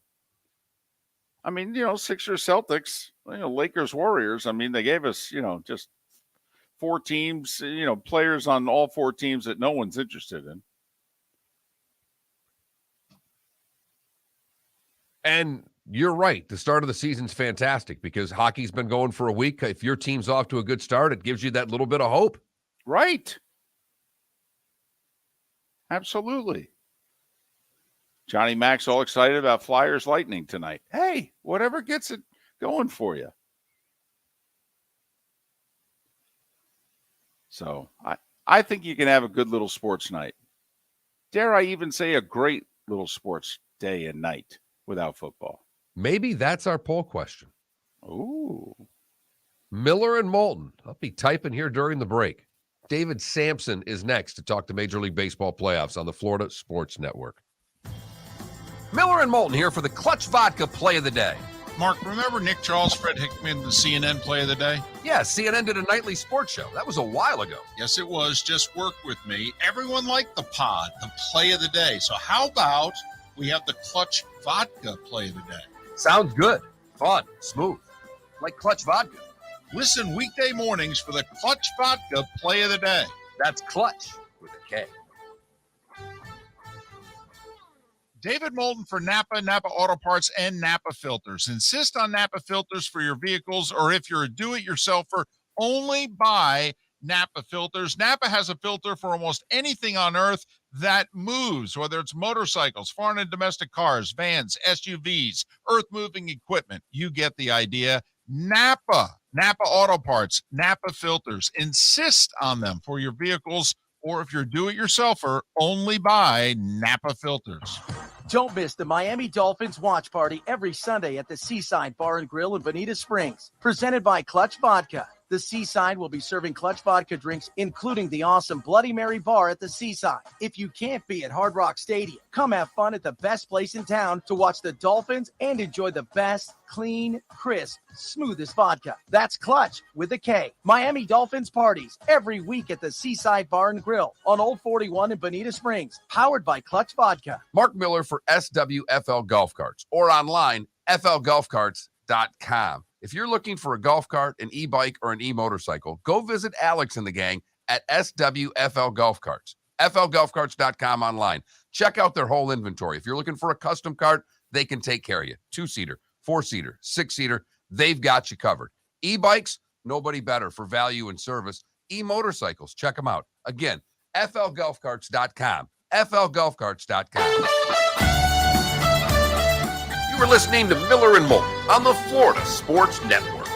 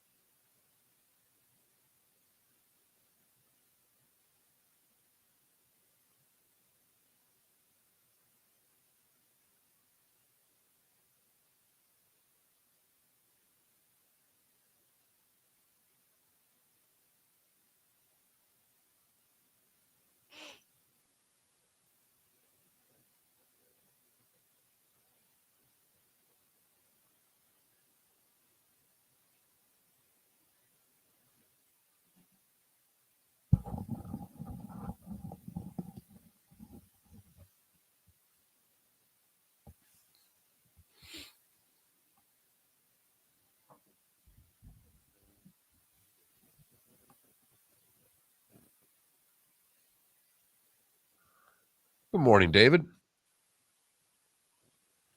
Good morning. How are you? Great. I like that we do StreamYard now. We love it. It's way better. Yeah, I agree. It's a lot easier to do an interview when you can see somebody. Also, the audio quality is really good. No doubt about that. I'll do it anytime I'm able. I'll always do this, which is pretty much going to be anytime I do a Nothing Personal, because I do it at 6:15 to 7:40 or 7:30. Now, how much editing do you do, if any? Zero. So that's what I thought. I'll get on at 6:15 and we'll start at 6:45. So that's we do a nighttime call and a morning call. And then we just go straight through. And there's mistakes, there's things that happened, but it's all just part of what people get. That's the way it should be. So 45 minutes straight through, warts and all. And on Tuesdays, I make sure I'm done by 7:30. Today, I was done at 7:29. Well, we're thankful. Yes, we are. And our audience is too. I'm thankful. I love doing this with you guys. The best compliment we get on your interviews is the person who doesn't like baseball, who says, I'm not even a baseball fan and really enjoy this interview. I always think I don't think there's a better compliment you can give. Oh, that's great. That's really why Nothing Personal is successful, because there's many people who listen who are not baseball fans. Boy, did I have fun on the show today about that rain delay. I can't wait to talk about it. Oh, my God.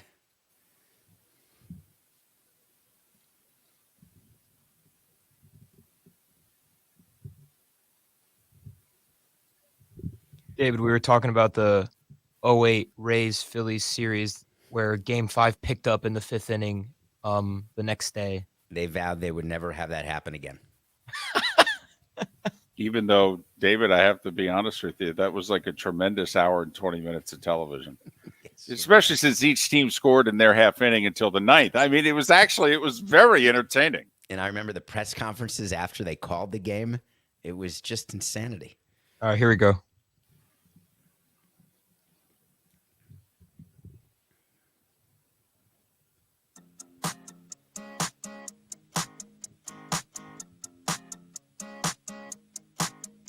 You're listening to Miller and Moulton, exclusively on the Florida Sports Network.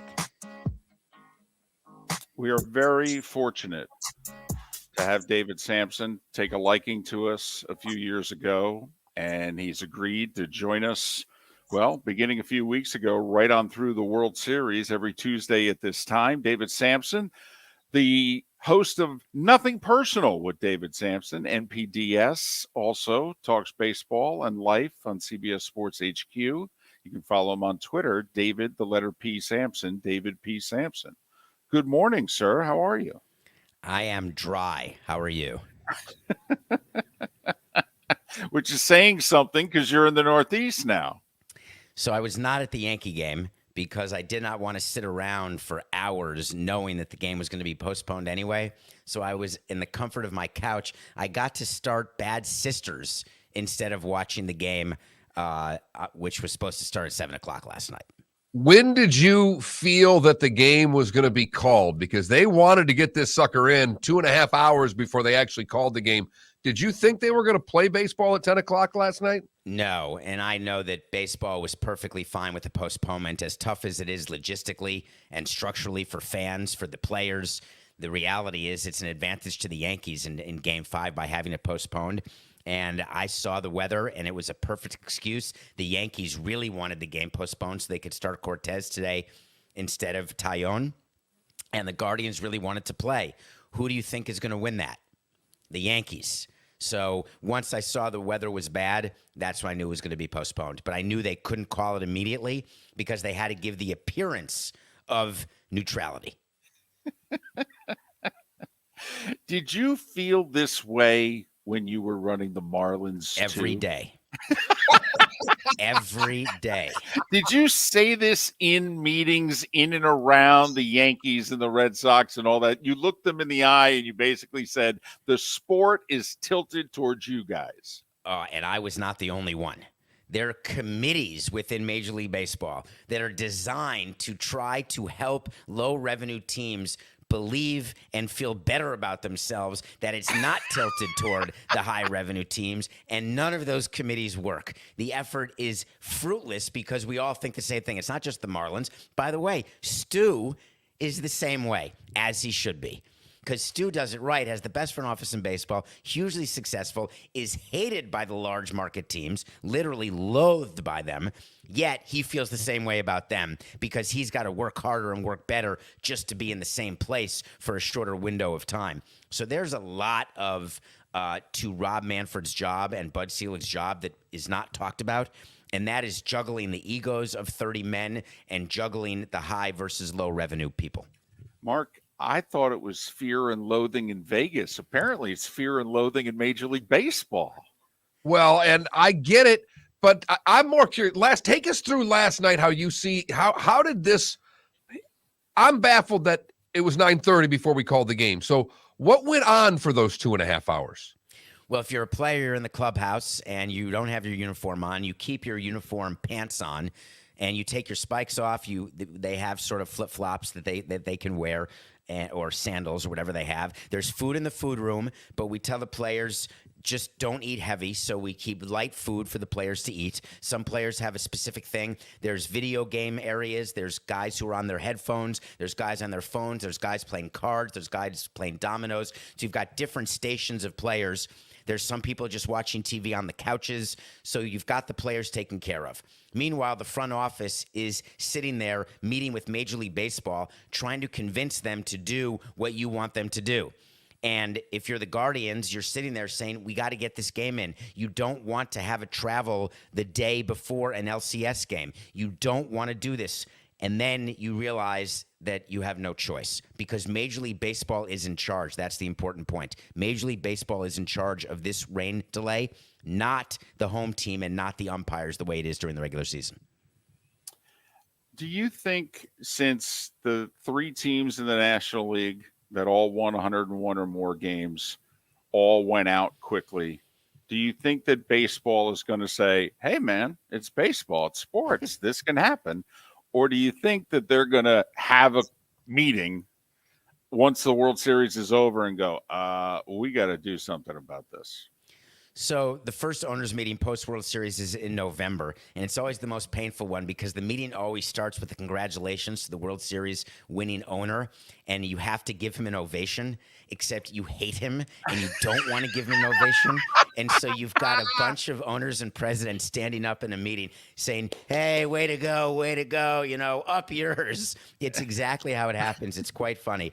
And then they go into a summation of the season and then a look ahead to the next season. Privately, baseball will tell the owners, hey, we understand that this was not what we wanted in this year's expanded playoffs. We want the division winners to have a larger advantage, but we're not going to make any changes based on 1 year. This could be an outlier. We don't have the bandwidth to make it a 7-game series because we don't have the days. Because remember, playing World Series games in November is not what the broadcast networks want. October is the baseball month. The fact that it bled into November when the lockout happened, that was with permission of Fox. It had to work out in their broadcast schedule, and they don't like using November nights for baseball. Therefore, having a 7-game division series, which is more fair to division winners, is likely to not happen. But they'll study it for a couple of years and see how it plans and how it happens. But what a disappointing end for these teams. Do you think at the very... I'm sorry, Mark. Oh, I was just curious with Naylor in the home run. In the celebration. It's a different game that we're in now, David. We love it. It's probably the only time that we're never going to be the old guy screaming, get off my lawn, when there's more celebration. We think this is a good thing for baseball. Just your thoughts on where the game is now from where it was with the Batista bat flip a few years ago. So let me tell you, as team president, if Josh Naylor does what he did, remember, my team drafted Josh Naylor and prematurely traded Josh Naylor, but that's okay. Can't get everyone right. If I am running a team like the Yankees and Josh Naylor does that, he's getting plunked the next game. That's it. Hard stop. But hold on, you're not plunking him in October. You're plunking him in April when you see him the first time. I'm plunking him as soon as I can. I'm not going to lose a game over it. I'll do it in a blowout playoff game. We'll tell the pitchers. We'll be very clear with what we want in terms of plunking. Keep that in mind. Plunkings don't just happen. They are totally coordinated. The front office, the manager, and the players are all in cahoots. It is not a player who says, oh, I think I want to plunk this guy. It is totally scripted. I'm not plunking Josh Naylor in a game 5 unless I'm up 12-1 with 2 outs in the top of the 9th. Then I would consider plunking him.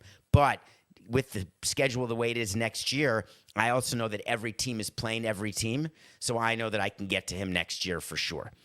That's me as team president. Me today, I love it.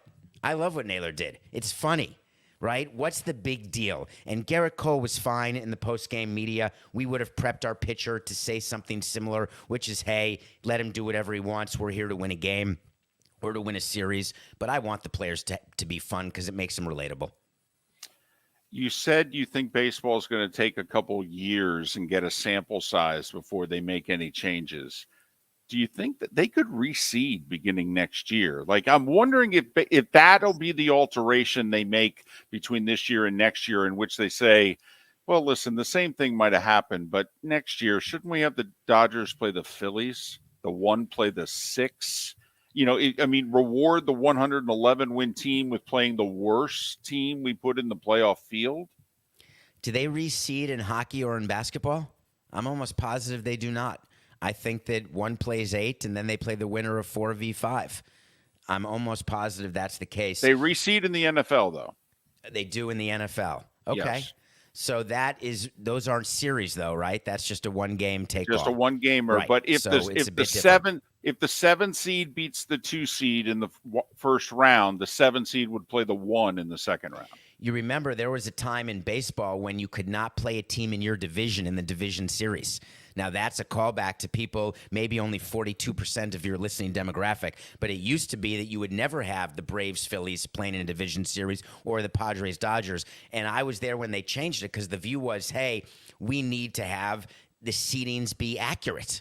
We don't want to reseed in order to avoid division teams playing each other. So baseball did used to do that. I don't think they're going to go back to it. The Dodgers dominated the Padres in the regular season. Was it 14-5 or whatever it was? And the Padres get them. What do you attribute it to? Is there anything of the great lead the Dodgers had of not having to play, meaningful games for so long, or was this just baseball? It's 3 out of 4 games, right? And any point during the season, a team can beat another team 3 out of 4, 3 out of 5. So it is just baseball. It's why the owners want a 7-game series, because in a 7-game series, the Dodgers would only have been down 3-1. In theory, they can come back and win 3 straight. At least they have the chance to win 3 straight. 5-game series are much more random, much easier to have upsets. Like in the NBA, they used to have those short series in the beginning. I don't know if you remember, but there were 5-game series in the first round in the NBA. And then they moved it to 7 games because you had the owners saying, we're the top seed, best regular season team, and we're losing in a first round. I remember back in the 80s, there was a 2 out of 3 round of playoffs a long time ago. And that's just ridiculous. Imagine in baseball how crazy that is. And now we do it. That's what's so tough about baseball is in a 3-game series like the wild card round, look at the Rays. I still believe the Rays are a better team than the Guardians, no matter who won the division. But they lost 2 games. What are you going to do?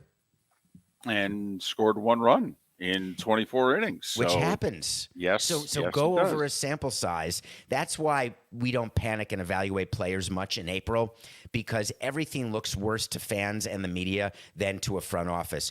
You can have a player. I remember Derek Jeter was once on the cover of SI maybe when he started a season, maybe 1 for 80 or something, and Yelich would start off badly from time to time. Your average looks so terrible because it's a small sample size to start a season, and that's what a short series is. You really don't pay much attention to that result because it's so random.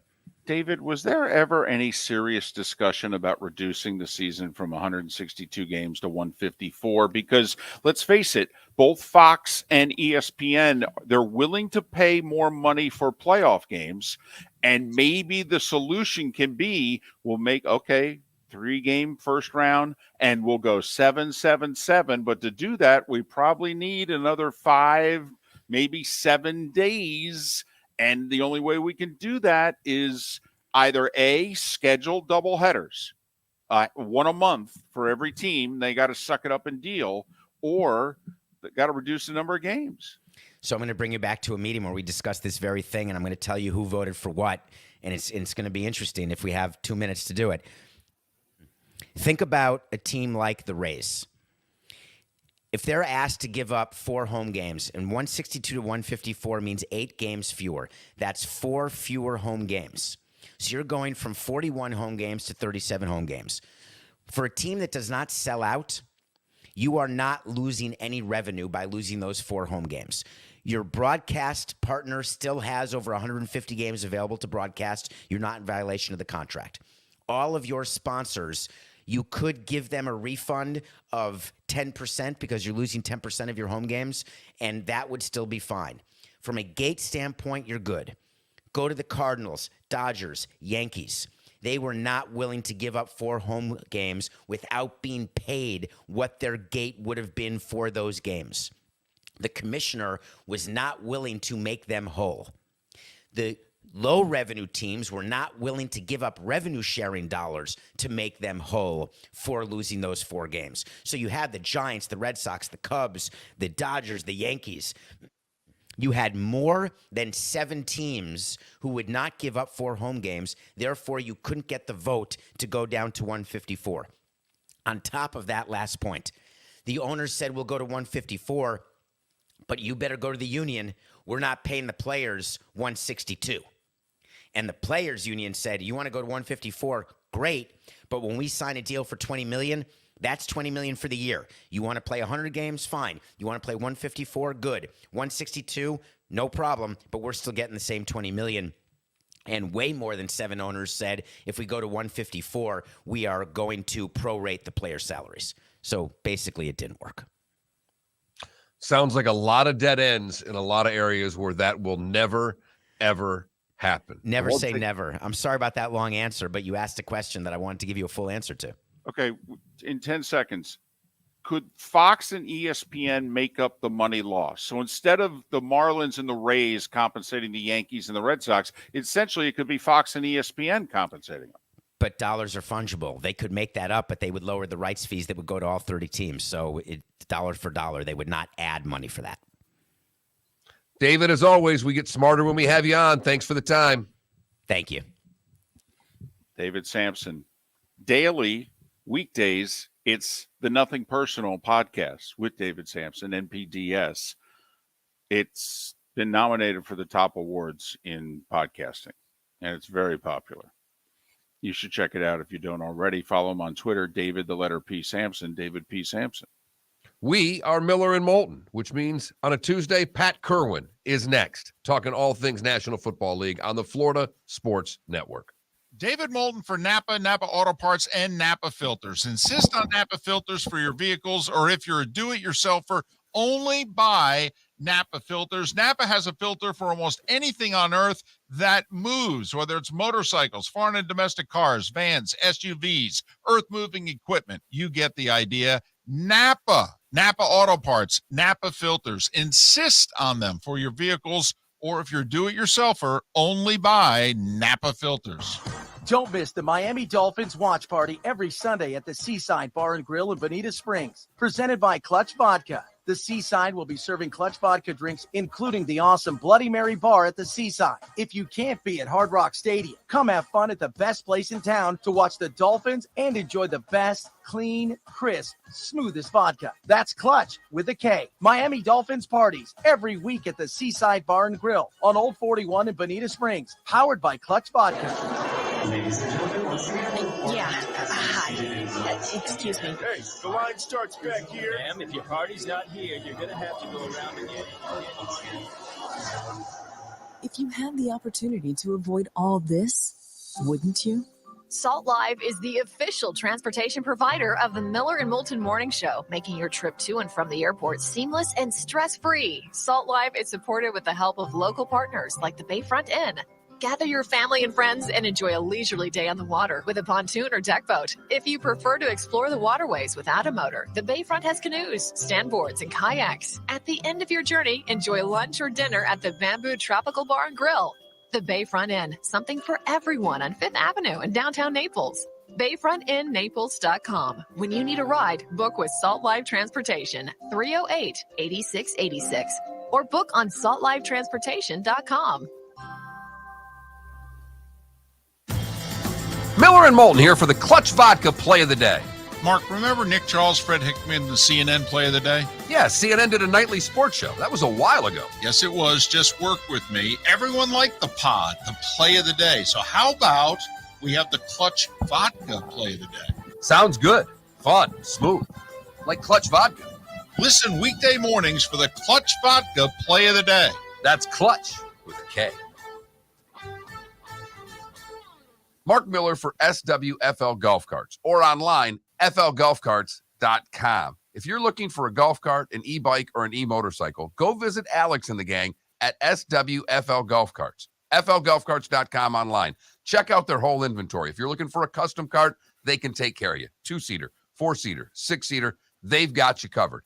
E-bikes, nobody better for value and service. E-motorcycles, check them out. Again, flgolfcarts.com. flgolfcarts.com. You were listening to Miller and Moulton on the Florida Sports Network.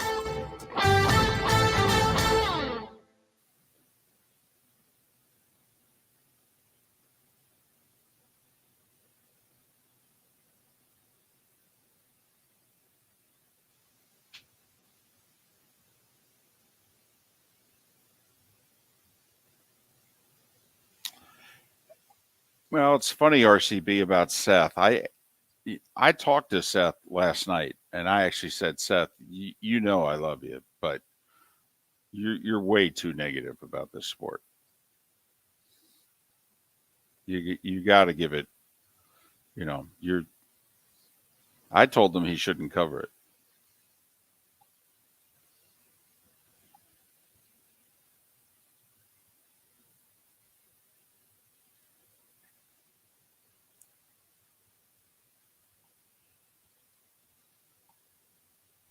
He could. Now, Trenton, you're absolutely right. That he could run. That he'd be terrific at.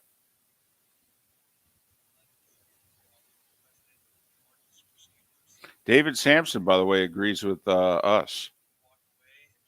David Samson thinks in the late innings, in the 8th and 9th or in the 9th, that the manager should be able to send to the plate whoever he wants.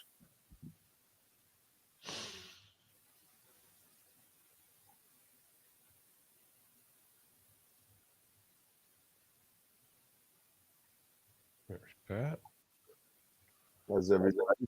Good morning, Pat. Good morning, Mark. David, you got that mid-season I'm tired of traveling look on your face. No, Tuesday morning's the toughest morning of the week for me because usually the most sleep I can get is about 4 hours. So yeah, you must be a beauty on that plane. Boom. Oh, boom. I don't even make takeoff. Where do you have to change planes? Because there ain't no flights to Jacksonville or RSW. No, I'm going through Dallas. Yeah. American. Mm-hmm. Yep. If it's through Houston, it's United.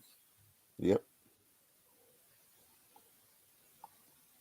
Just when the cold weather comes, sometimes they try to slip that American flight through Chicago. I said, I'm not ever going north in the winter times. You can send me out an hour late, but I'm not going through a snowstorm to get home. And what's new, men? Well, same old stuff, Pat. Yeah. How about all these underdogs winning, Mark? You and I like talking gambling. It's unbelievable. The underdogs and unders. Yeah. It's really, of all the years, I've been doing this a long time now, it's the hardest year to predict games. It's ridiculous. Just predict winners. Screw the damn point spread. Yeah, just try to get a winner. Go ahead. Brutal. All right. You know, a quick funny thing that the networks are having to deal with, and Pat, I'm guessing you guys as well, is, the Jets and Giants have been bad for a long time. They haven't had to worry about trying to fit them in the prime slots and, like, do we send the A team to do a Jets or Giants game? That hasn't been the case for years. No. Now networks are like, the New York teams are good. We got to give them the good slots. Yep. And for us at CBS, it's much more important than for Fox because we don't have a lot of marquee cities. Right. Yep. We got, Tennessee. You go look at the AFC South. Here we go, guys. Nothing.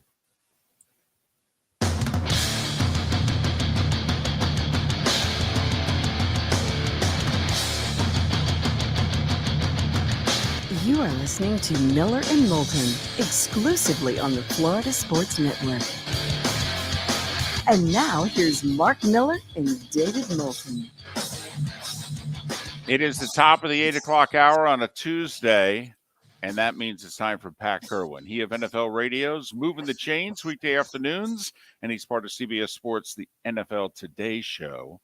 Pat joins us courtesy of Pinchers, Tampa to Key West, and many points in between. Pinchers, because you can't fake fresh. We had Pat. And we've got him again, just like that. And now we lost him, and then we brought him back.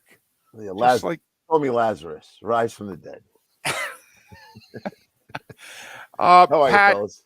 well, we're great, and you're usually early in the week. You've got numbers. You've done your research. You've got numbers. Whether it's numbers or it's a gut feeling, Pat, what the hell is going on? The two New York teams are 9-3, and most people in New York 2 weeks ago didn't even think they were any good. Well, one is in the process of building, that being the Jets, and Robert Saleh. Bill Cowher and I are sitting there watching him, and he said, which I thought was how a coach sees things is important. He said, look, they're starting to look like Robert's San Francisco defense. So that's where that's going. And it has lots of flaws on the offensive side. The quarterback's not ready to do much. But the defensive side, they've got cover corners. They got a front four that gets off the ball. I talked to a couple of defensive linemen yesterday. They got and I know Robert well enough to know he was with Seattle when he first got going with Pete. He's got a nasty group up front. And they were really excited about beating the living daylights out of Aaron Rodgers. And they were very vocal with me about it. Yeah, we wanted to punch him in the mouth as much as we could, legally, of course. But that's their MO. They're going to play rugged defense. They're going to slip and fall because the quarterback can't stay up with a scoring machine. And that could be as little as 25 points.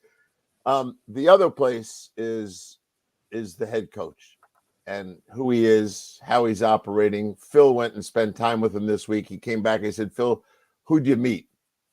He knew I knew he was there, and we talked about it before he went. He said, I just met the guy who's got more Parcells in him than anyone I've met before. And he's suppressed that personality while he was assistant coach. He worked for guys that weren't going to let him be himself, Saban and Belichick. But he's been thinking about being a head coach a long time. He's got a lot of people instincts.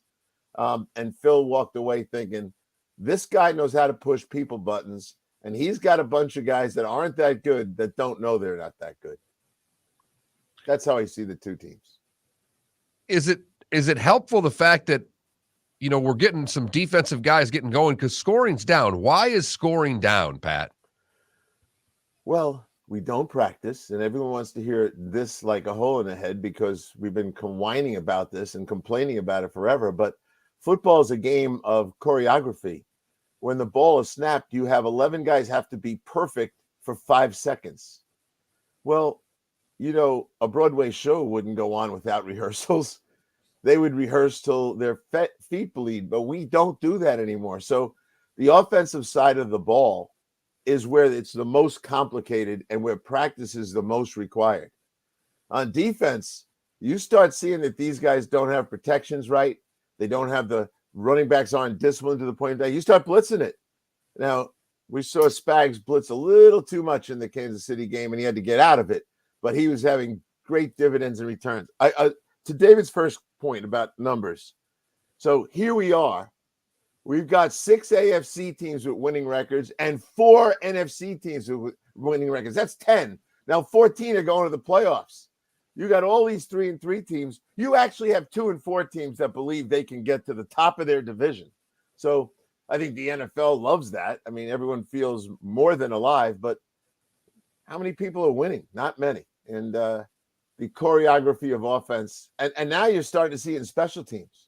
You go back and look at this weekend with all the blunders in special teams. And so what happens? We talked about this before, Mark. You're not practicing. Your starters go to IR, which happens all the time now with the short IR. And now you take that kid who is on special teams and make him a starter, but he doesn't get relieved of his special teams duties, and he's not really thinking about special teams. And the next thing you got blocked punts, blocked field goals, all kinds of stuff, muffed punts.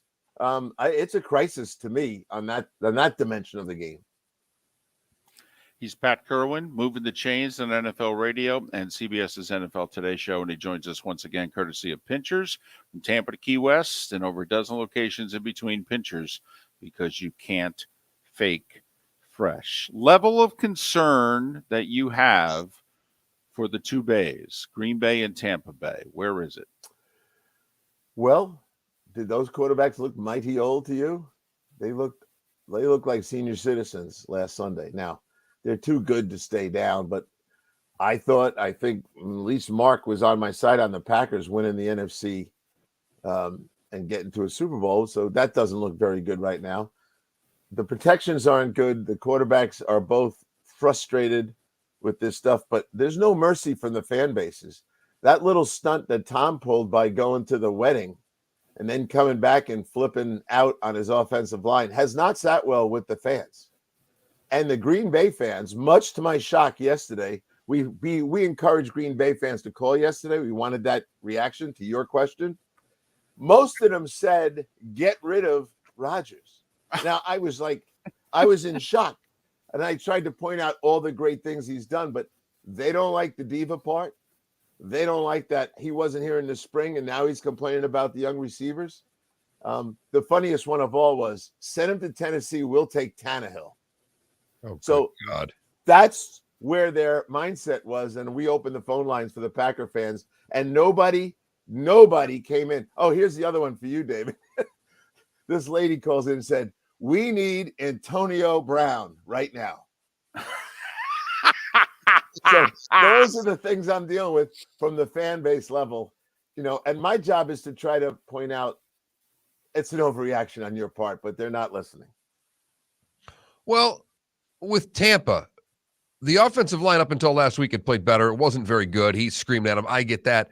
But at the end of the day, he's not making the throws. I know the offensive line wasn't good, but there are a lot of throws, particularly in that first half. You can point right at Tom Brady and say, hey, man, hit the open receiver. Come in the damn area code. That was a bad performance on Brady's part. So I don't really care as much that the fans are upset that he went to the wedding. How will that work with the offensive line? How does that work this week with the yelling and screaming and him having one of his worst performances that he's had as a Buck? I had expected to bounce back, but your point is really, and I'll take your point to the next level. Where were the bad throws, Mark? Into the ground, right? Ground balls. So when I see that, and it's not Tom Brady has no problems. We know where he's going, Canton, Ohio. When I see that, and hopefully David will ask Aikman about this, he's looking at the protection. He's not looking downfield the way he's used to doing it. And he's getting erratic throws out of his hand because he thinks he's getting blown up.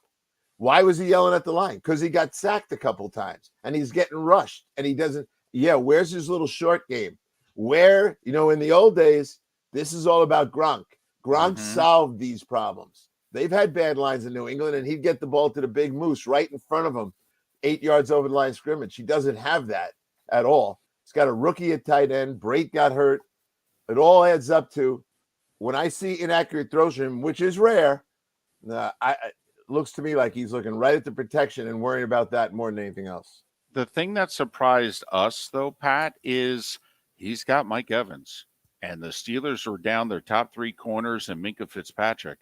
And he targeted them only 4 times. And it's funny because he caught 4 balls. And Miller and Moulton are just like, why doesn't he turn Mike Evans into Cooper Kupp for a couple of weeks to get through this rough patch? Target him 12 times and have him catch 8-9 balls for 100 yards and a touchdown and to get through the tough times.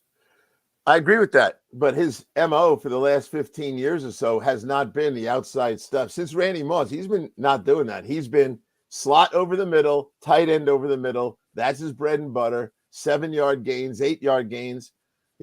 Julian Edelman at one point had like the most drops, but it didn't stop him from using that off. Now, to get the ball to Mike, he's got to hold it a half a second longer, and it doesn't look like he wants to do that. Well, there is no doubt, and they're not getting any slot play at all. And obviously, there's no Gronkowski, so no Cameron Brate, and the young tight end's not doing much there. If you're Tampa, are you just trying to hold out to win these players? Julio Jones has not been healthy all the time. Godwin's just getting back to health. Are you just holding out, or if you're running Tampa, are you making a move right now, Pat? Well, Tom is going to be always looking to make moves, right? And players call Tom, knowing that Tom can go in and beat the drum for them. And he tried to do that with the kid who quit on him in one day. Do they do that? I don't know that they'll do it. I talked to Todd Bowles yesterday. He thinks it's all fixable, and he's a very easygoing guy, at least publicly, and he just thinks they'll solve it. And one of the reasons I think he thinks that way is the rest of the division. Did they all lose this week? Who's threatening him? He can sit here and deal with his own problems and know that there's no one behind him catching him. That's what this division looks like. Concerned about the Dolphins? Or, hey, they're getting Tua back, and that can pretty much explain why they've gone from 3-0 to 3-3. Well, I think the answer to that question will be a week from today, right? When he plays a game, everyone thinks he comes back, we'll be good. Let's see about that. That defense, we've talked about it. They kind of have been protected by scoring. We'll see how they stand up, because that doesn't look very good to me. Well, and it's funny, they finally showed up last week. They held the Vikings to like 236 yards, forced 10 punts, and that's how bad the offense was. And that's what losing teams do. When the one side finally shows up, the other side doesn't. Yeah, you pop a leak. It's really how it is. No, it's a very interesting time of the year. We're not at the midpoint yet, but, sometimes it feels like we're way past the midpoint because we spend all of our time studying this stuff, but there's an awful lot of games left for anyone to turn around. As I said, 10 teams with a winning record. Ridiculous. 10 teams with a winning record and 3-3 teams winning divisions. That will make it to the postseason. Pat Kirwan joins us every week, courtesy of Pinchers. Pinchers with locations from Tampa to Key West. Pinchers where you can't fake fresh. Text the show, 21,000, if you got a question for Pat. One more segment with Pat. We'll get into more things NFL, talk about that abominable Monday Night Football game last night and what the league, if anything, can do about the scoring rundown and scoring deficiencies so far in the league. And you can always text in a question or a comment. And the same if you are taking us in via Twitch. Just send us a question or a comment for Pat, and we will gladly pass it along. Underdogs and unders have been the story of the first 6 weeks of the season, the closest first 6 weeks in NFL history in terms of the margin in the fourth quarter and final margin of games. We'll talk to Pat about that and some of your questions and comments on the other side, Miller and Moulton. David Moulton for Napa Auto Parts, and Napa Filters. Insist on Napa filters for your vehicles, or if you're a do-it-yourselfer, only buy Napa filters. Napa has a filter for almost anything on earth that moves, whether it's motorcycles, foreign and domestic cars, vans, SUVs, earth-moving equipment. You get the idea. Napa Auto Parts, Napa filters. Insist on them for your vehicles, or if you're a do-it-yourselfer, only buy Napa filters. Ladies and gentlemen, Excuse me. Hey, the line starts back here. ma'am, if your party's not here, you're gonna have to go around again. Mark, how's your golf course? If you had the opportunity to avoid all this, wouldn't you? Salt Live is the official transportation provider of the Miller and Moulton Morning Show, making your trip to and from the airport seamless and stress-free. Salt Live is supported with the help of local partners like the Bayfront Inn. Gather your family and friends and enjoy a leisurely day on the water with a pontoon or deck boat. If you prefer to explore the waterways without a motor, the Bayfront has canoes, standboards, and kayaks. At the end of your journey, enjoy lunch or dinner at the Bamboo Tropical Bar and Grill.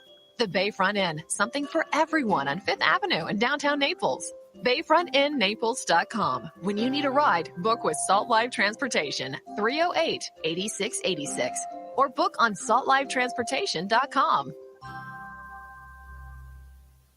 Mark Miller for SWFL Golf Carts or online, flgolfcarts.com. If you're looking for a golf cart, an e-bike, or an e-motorcycle, go visit Alex and the gang at SWFL Golf Carts. flgolfcarts.com online. Check out their whole inventory. If you're looking for a custom cart, they can take care of you. 2-seater, 4-seater, 6-seater, they've got you covered. E-bikes, nobody better for value and service. E-motorcycles, check them out. Again, flgolfcarts.com. flgolfcarts.com. You were listening to Miller and Moulton on the Florida Sports Network.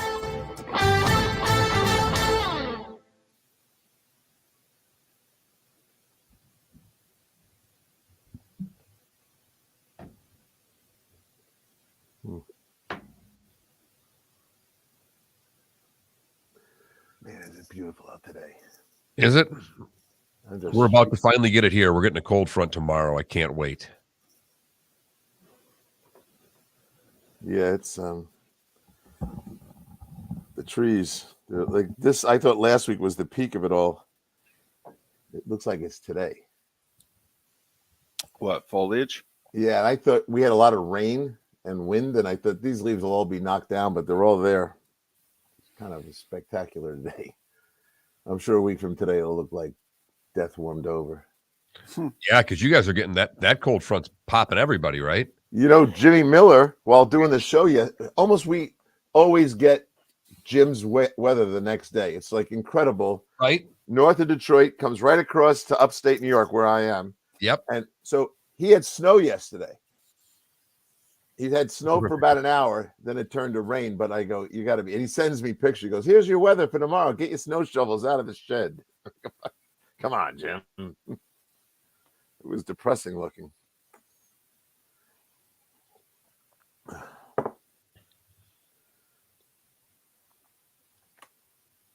I think today's the day they're hauling our car out of the garage. And so they still haven't gotten to the cars yet, huh? Not all of them. Oh, the guy at the gate was telling my wife that it's one company that's doing all of ours. He said, but you got to think about that. There's 2 towers, 3 levels of garages, and some people lost their cars at the houses that their garages flooded, those ground level places. Right. So the guy told Janet, the guy just comes and goes all day. We don't even check him anymore. He just keeps coming in and leaving with a car. And so that's today. And then the guy actually had a little damage on my hurricane shutters, and I cannot believe it. I just called up the guy and he said, yeah, we can be there Friday. It's like, holy mackerel. Yeah, I got to get someone to come look at my mom's, because man, were the hand crank ones, were they a pain in the ass to get down? Wow. Yeah. Mine, it looked like I only got pictures from my buddy who he went in and looked at it. He said all of them are working except one, and one's all bent at the top where the wind was knocking it around. Adam in our Twitch chat room is a big Jags fan. Adam, I am not just saying this. The Jags are going to beat the Giants Sunday.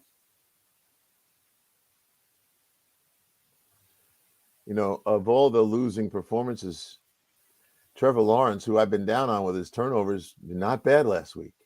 Wasn't He his did fault. his part. What was he, 90% completion, David? Well, and was responsible for 3 touchdowns. I mean, you would like to think if you're the Jags, 27's a winning number. You're a Giant fan, and it's amazing that you've made this prediction. Well, first off, Pat, it's the National Football League. This is exactly what this league does. Okay, the Giants are riding high. The Jags are the 3-game losing streak. First off, the Jags are probably a little bit better than they're okay. Yeah. And the Giants are way over their skis right now. Way over their skis. Their margin of error is really small. Talking to margin error, how about the margin of error with the Vikings? Everyone's rolling, and they got a lot of things on their side: conference record, division record. It's all looking great. When you start looking back on their games, they're a hiccup away from. Yeah. And if you say that to people that get like, you don't like the Vikings, they say, I didn't say that. I'm just saying some people are winning just by the skin of their teeth, and other guys, not many, are dominating. Outside of Buffalo and Philadelphia, and I still think Kansas City, they could have won that game. So those three, the Rams, where's that? Like, I'm nervous about those guys ever. They lost another lineman on Sunday. Without Noteboom now, they're going to be in trouble. I talked to Dr. Chow about that yesterday. So he follows the West Coast teams a lot closer than the other ones. They are going to be in some trouble. And Stafford, Jim Miller said it all spring. His arm is not right, and he can play with it. But you got to ask. I'd love for Troy to tell you. Do you see the velocity on the ball, the accuracy on the ball? Here we go, guys.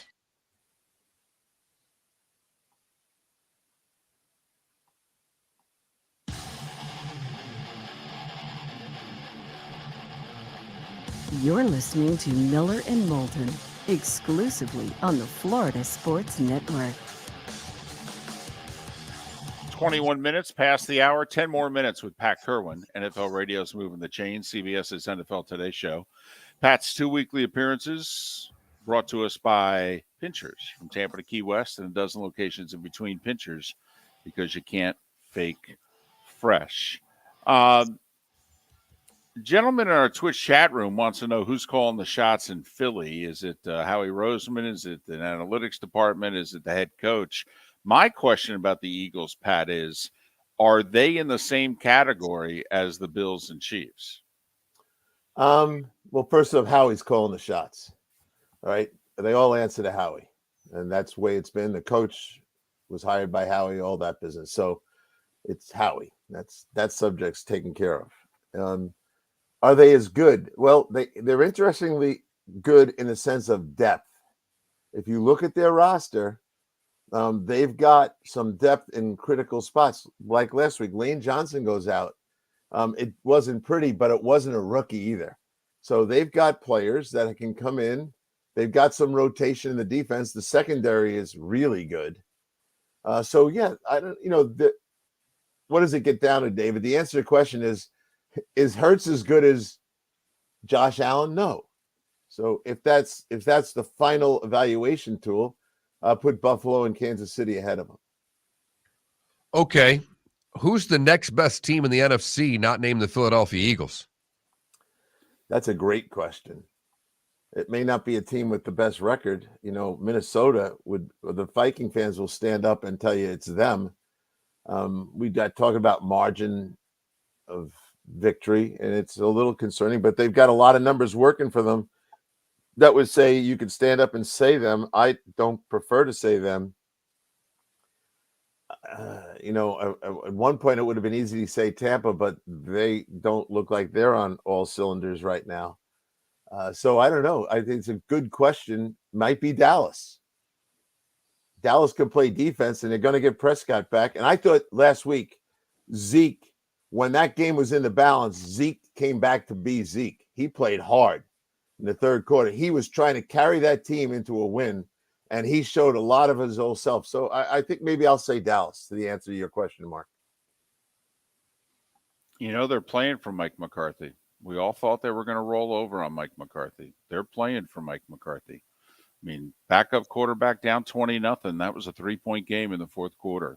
Yep. They are playing hard. Pat, what are we to make of the NFC West?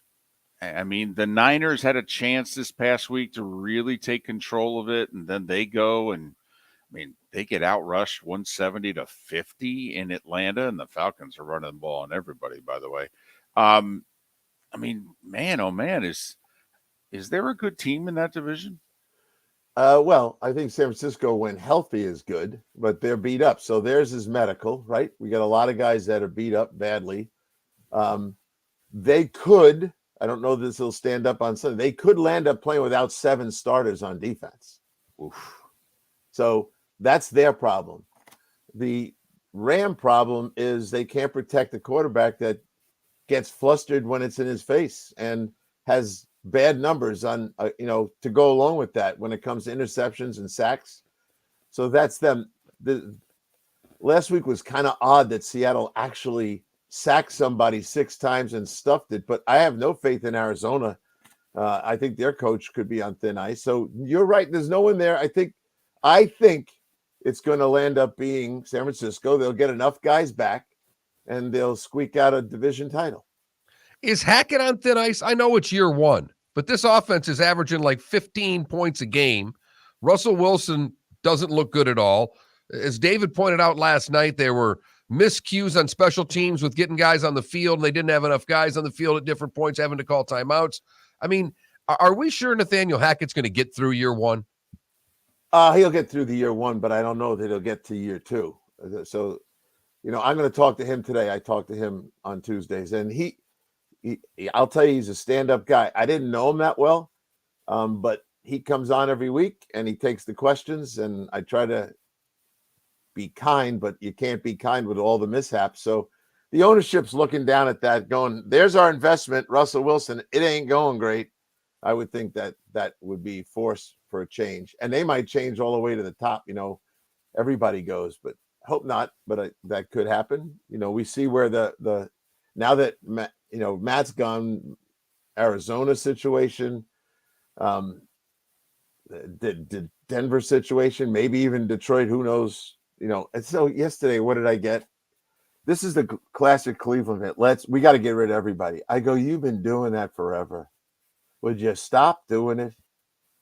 The rest of your division, especially Pittsburgh, loves that you do it all the time because the reset takes time. The reset takes cap space. The reset structurally is always a problem. Try doing what Baltimore and Pittsburgh do. Weather the storms and keep on coming with the people in charge. But they don't. I don't think Cleveland will do it, but I think the other teams I mentioned could be considering it. Pat, do you think Carolina's going to blow it up in the next 2 weeks? The trade deadline's 2 weeks today. Do you think they're going to sell off? Because, Pat, they've got 6 or 8 players that teams would gladly buy. Well, they saw Miami do this kind of thing, right? And when they did it, we were all talking about that wasn't very common. Then they moved the trade deadline up to where it is now.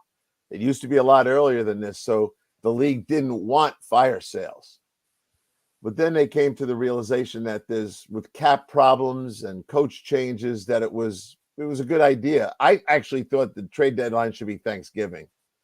That would have encouraged more fire sales. Do I think Carolina could dump out? Yeah, but I think there's a bunch of guys like these running backs, Cam Akers, Melvin Gordon. He gets benched yesterday. You start looking at the guys at a bench. So if you're not productive and you have a cap number, you could be on the block. Nick Foles got moved to the 3rd quarterback last week. Well, why'd they announce that with 14 days to go? Someone's going to need a guy like Foles. And if they're saying, no, he's our 3rd now, make the call to Chicago.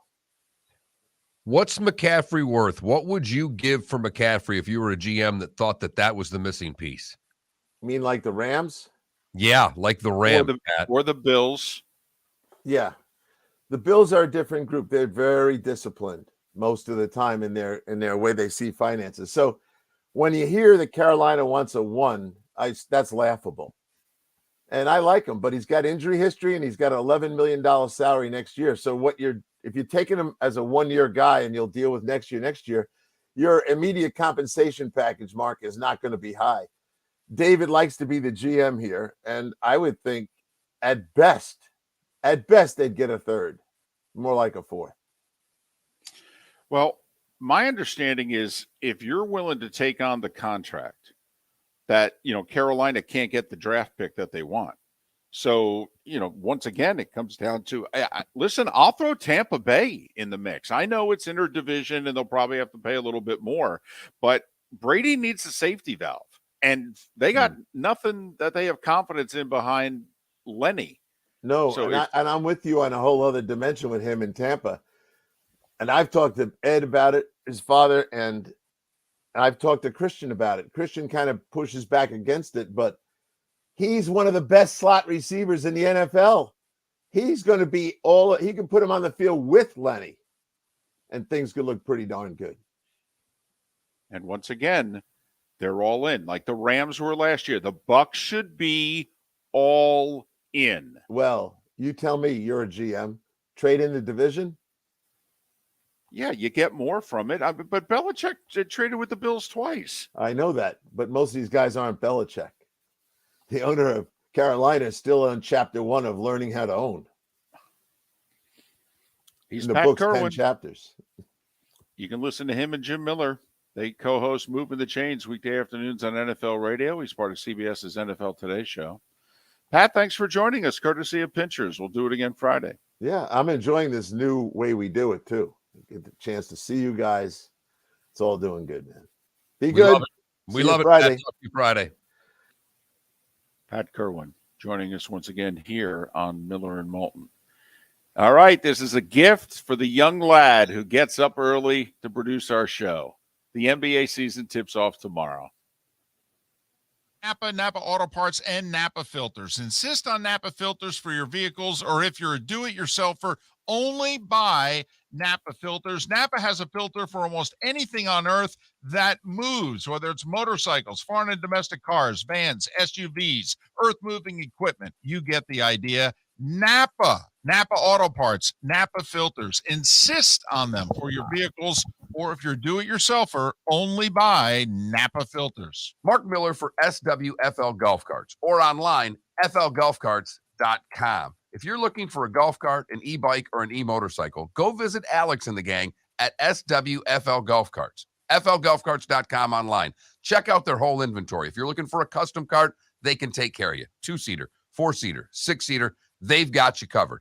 E-bikes, nobody better for value and service. E-motorcycles, check them out. Again, flgolfcarts.com. flgolfcarts.com. Ladies and gentlemen, once again. Excuse me. Hey, the line starts back here. Ma'am, if your party's not here, you're going to have to go around again. If you had the opportunity to avoid all this, wouldn't you? Salt Live is the official transportation provider of the Miller and Moulton Morning Show, making your trip to and from the airport seamless and stress-free. Salt Live is supported with the help of local partners like the Bayfront Inn. Gather your family and friends and enjoy a leisurely day on the water with a pontoon or deck boat. If you prefer to explore the waterways without a motor, the Bayfront has canoes, standboards, and kayaks. At the end of your journey, enjoy lunch or dinner at the Bamboo Tropical Bar and Grill. The Bayfront Inn, something for everyone on 5th Avenue in downtown Naples. BayfrontInNaples.com. When you need a ride, book with Salt Live Transportation, 308-8686, or book on saltlivetransportation.com.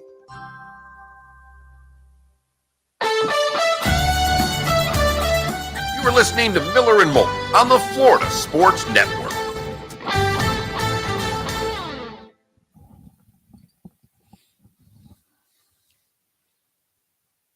Does Southwest Florida no longer have 104.3?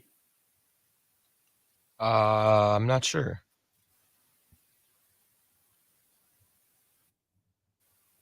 So Keith Smith, he's a Celtics guy? And an NBA guy, yeah. Okay. Because it was in his We've had age. him on. Wait, say again? We've had him on many times. Yeah. I remember him. But it was his age 24 season when LeBron won his first MVP. I'm curious to see what he thinks the odds are that Jason Tatum wins MVP this year.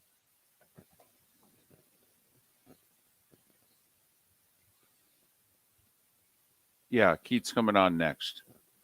Deadstruck.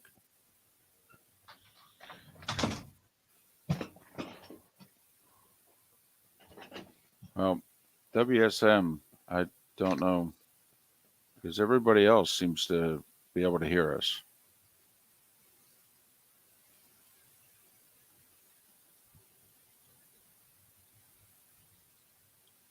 $98.1 Keyshawn and Jay is on? Well, but that's not what others are saying. Others are like, I'm hearing you guys fine. Okay.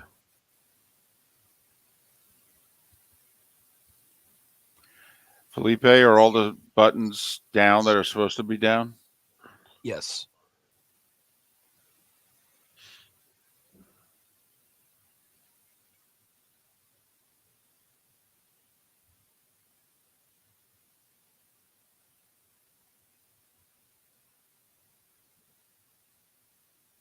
So is 104.3 no longer? I think it's still on, but I don't even know. Yeah.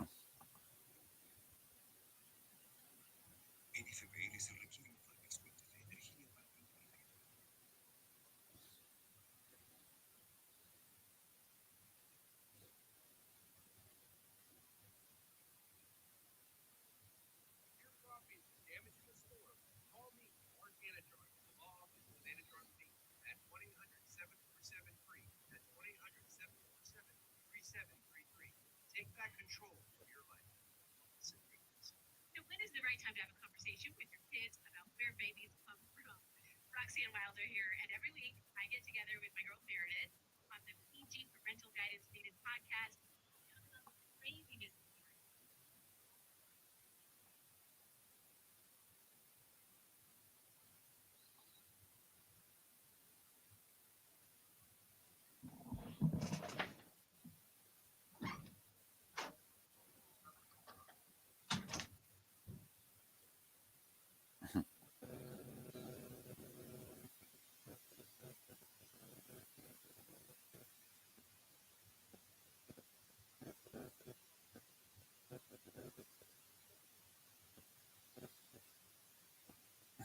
Mm-hmm.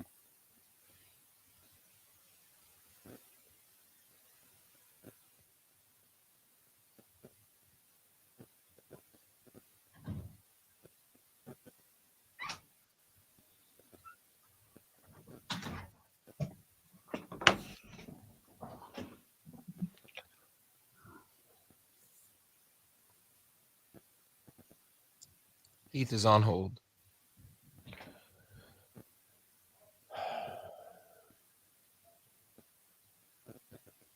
Mark, what do you think? Career high in points, rebounds, and assists for Tatum last year. You think he wins MVP this year? I don't care. You don't think? I don't care. You don't think Jason Tatum wins MVP I don't give a this year? shit who wins the MVP in the NBA. You don't think he'll I'll get over start the watching the league when the playoffs get to the conference finals. Oh, come on. I'll watch some Heat games so I pay attention for this job. Other than that, I will not watch an NBA game until the playoffs start. You can write that down. Shame. No. My choice. Whatever. I don't like the product.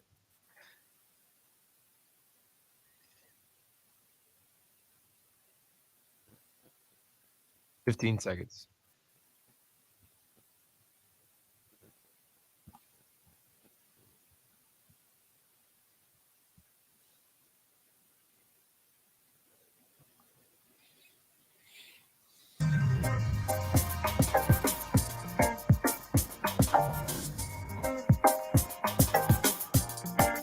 Welcome back to Miller and Moulton, only on the Florida Sports Network.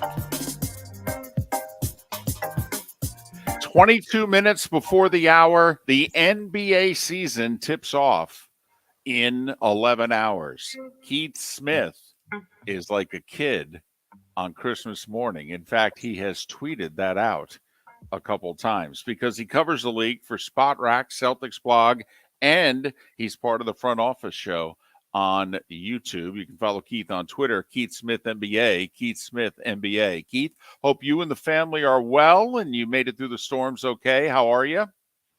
We're doing great. Yeah, we were very fortunate. Very minor damage, but nothing that can't be fixed. So, very, very fortunate. And obviously, thoughts are with everybody who wasn't quite as fortunate. All right. Let's start with Golden State and the Draymond Poole drama. Draymond says they're professionals and they can get through it. Will they be able to get through it? They're spending a lot of money, that's for certain.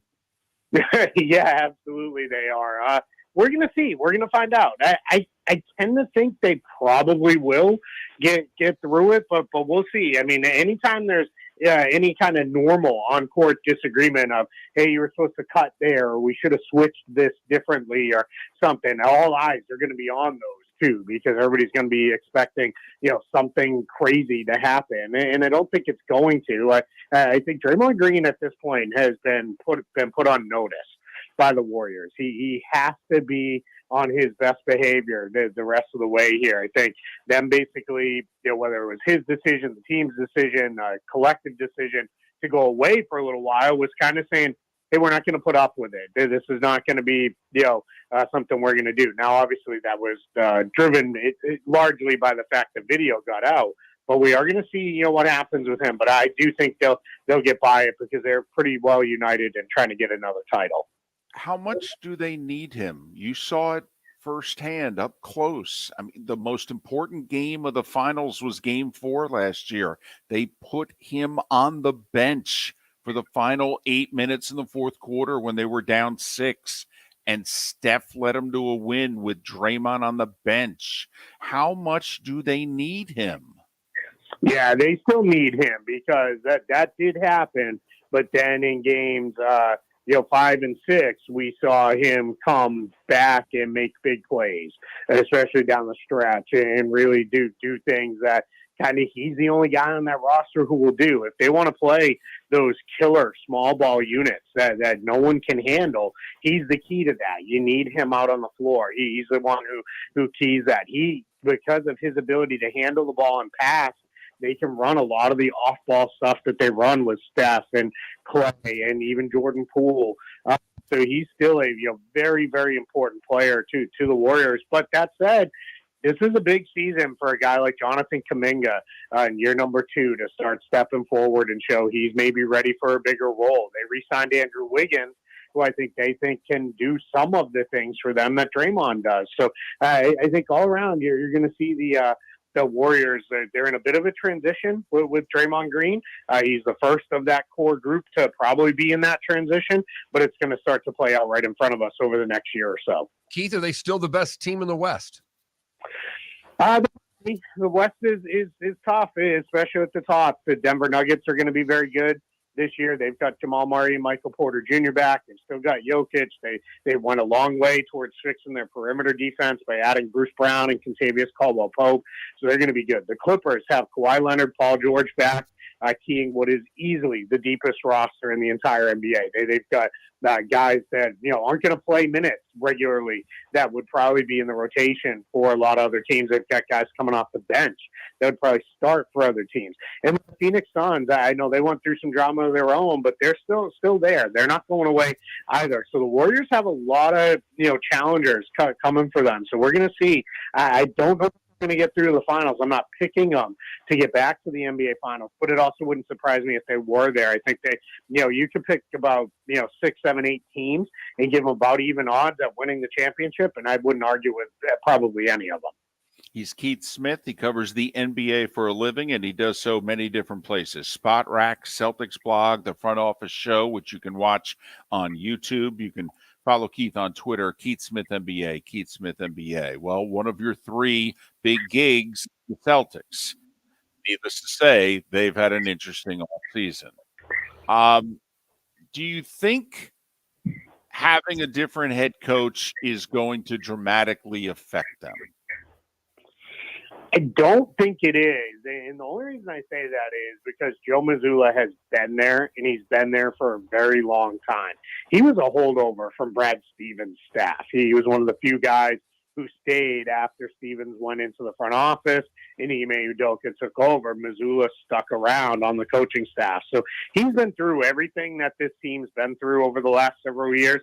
He's been there for it with them. So he knows this group of guys. He knows what they can do. There's going to be his biggest adjustments will be, what is it like to, use your timeouts correctly and stop runs and those kind of things. How do you handle regular season rotation?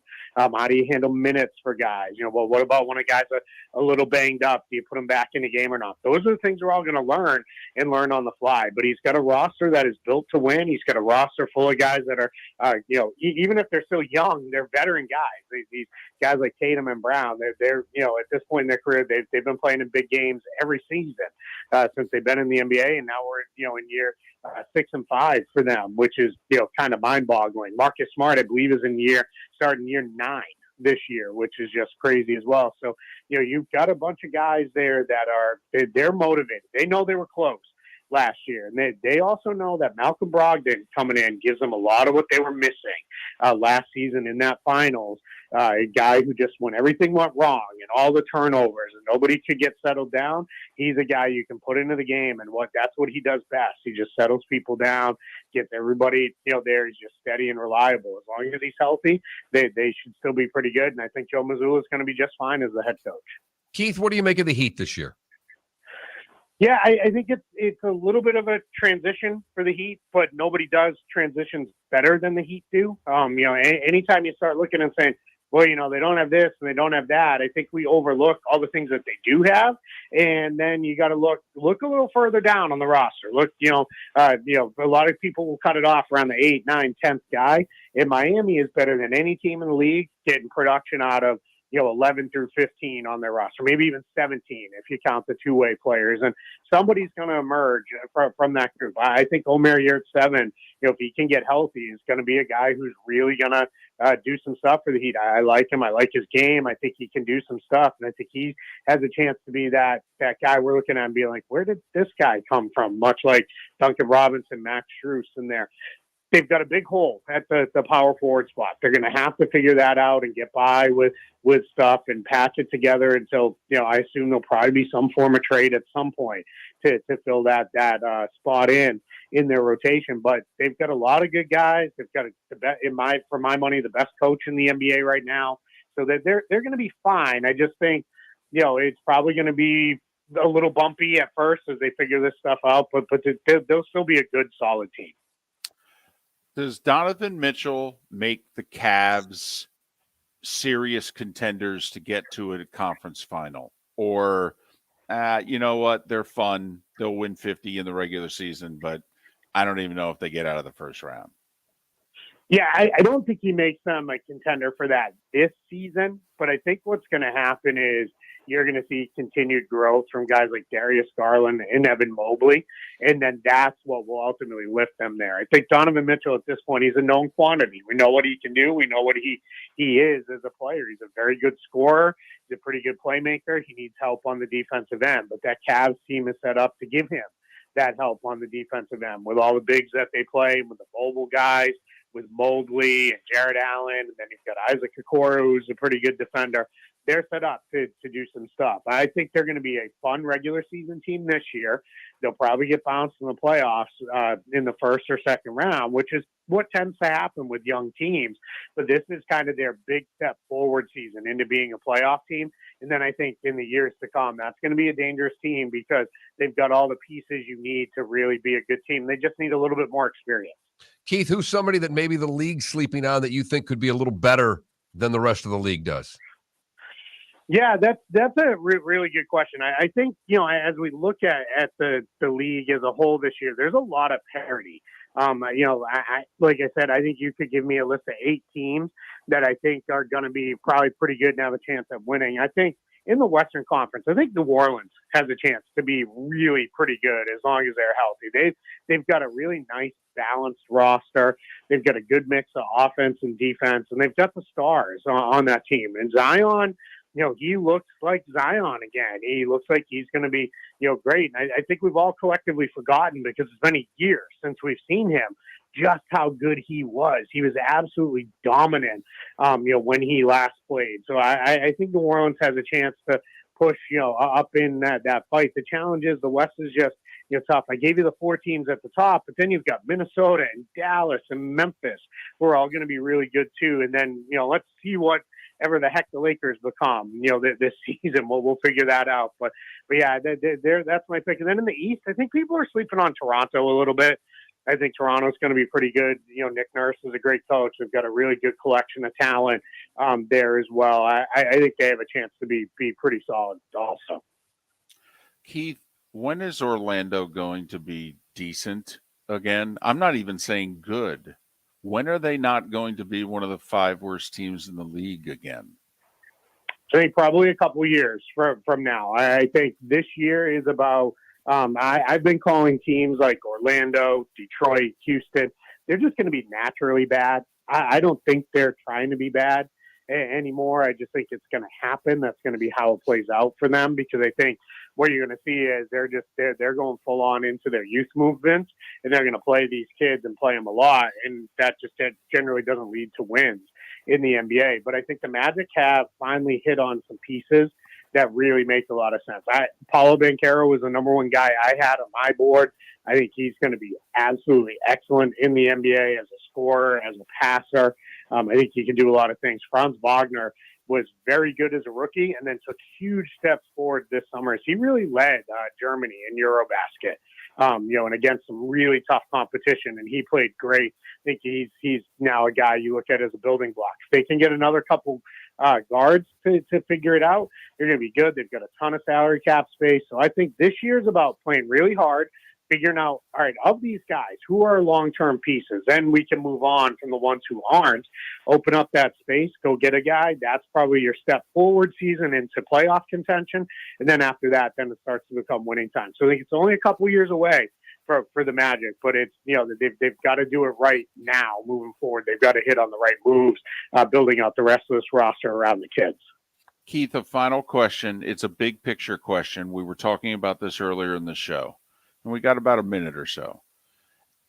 Load management and the Stars playing 65 games a year. Can this be fixed?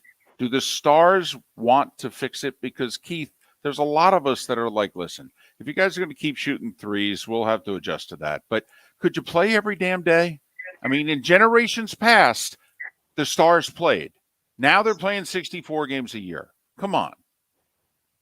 Yeah, my first quick answer is no, it's not going to change. It's not going to go away unless the league drastically reduces the number of games in the regular season and the number of games per week. And the reason for that is it's twofold.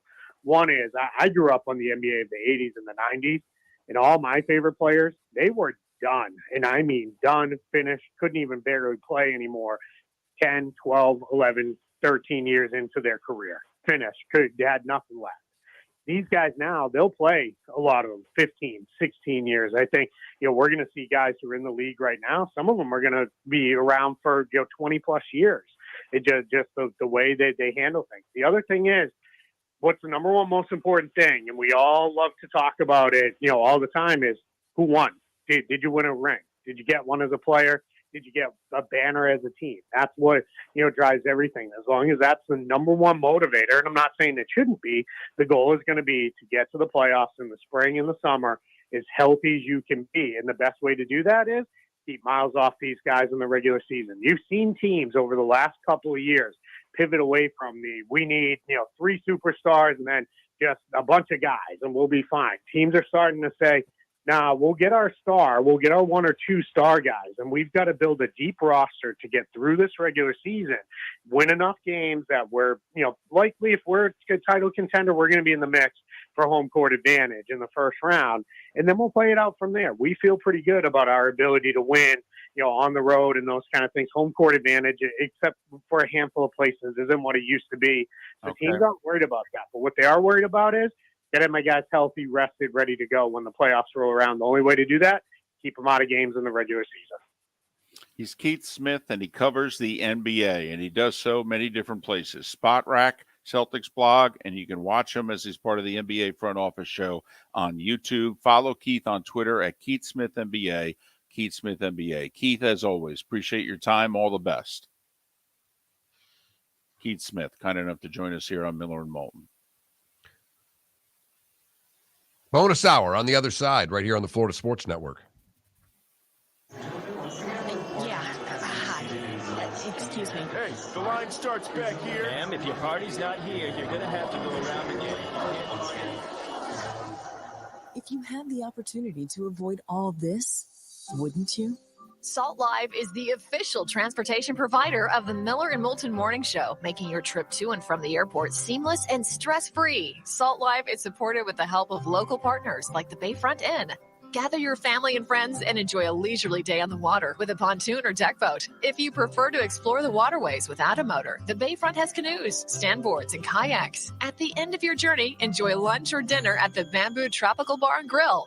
The Bayfront Inn, something for everyone on 5th Avenue in downtown Naples. BayfrontInNaples.com. When you need a ride, book with Salt Live Transportation, 308-8686, or book on saltlivetransportation.com. Don't miss the Miami Dolphins watch party every Sunday at the Seaside Bar and Grill in Bonita Springs, presented by Clutch Vodka. The Seaside will be serving Clutch Vodka drinks, including the awesome Bloody Mary bar at the Seaside. If you can't be at Hard Rock Stadium, come have fun at the best place in town to watch the Dolphins and enjoy the best, clean, crisp, smoothest vodka. That's Clutch with a K. Miami Dolphins parties every week at the Seaside Bar and Grill on Old 41 in Bonita Springs, powered by Clutch Vodka. Miller and Moulton here for the Clutch Vodka Play of the Day. Mark, remember Nick Charles, Fred Hickman, the CNN Play of the Day? Yeah, CNN did a nightly sports show. That was a while ago. Yes, it was. Just work with me. Everyone liked the pod, the Play of the Day. So how about we have the Clutch Vodka Play of the Day? Sounds good. Fun. Smooth. Like Clutch Vodka. Listen weekday mornings for the Clutch Vodka Play of the Day. That's Clutch with a K. Mark Miller for SWFL Golf Carts, or online, flgolfcarts.com. If you're looking for a golf cart, an e-bike, or an e-motorcycle, go visit Alex and the gang at SWFL Golf Carts, flgolfcarts.com online. Check out their whole inventory. If you're looking for a custom cart, they can take care of you. 2-seater, 4-seater, 6-seater, they've got you covered.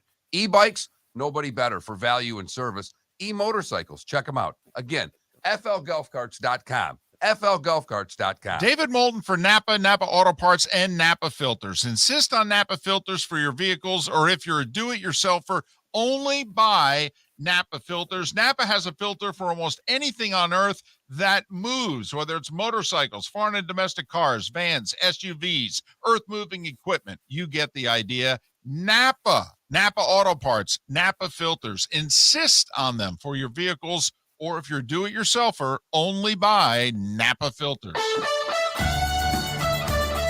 You were listening to Miller and Moulton on the Florida Sports Network.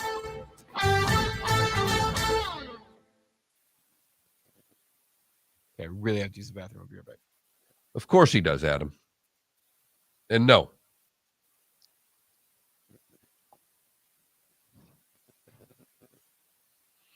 I think when I leave, I'm going to shut the camera. I'm just going to do this every time I leave. Mm-hmm. Mm-hmm. Mm-hmm. Mm-hmm.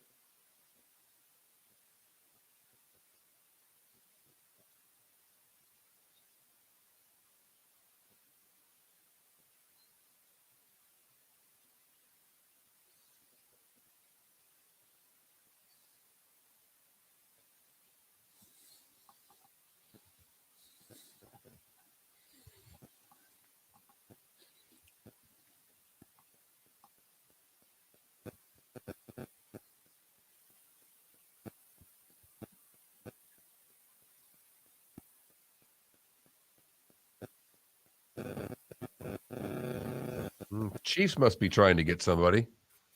They just restructured Kelsey's contract. Mm-hmm.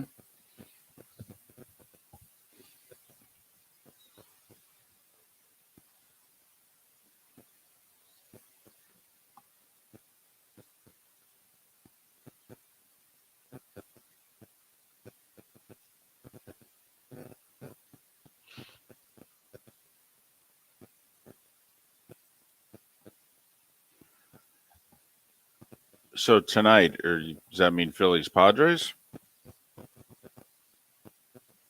Me? Ah, so you're a Phillies fan.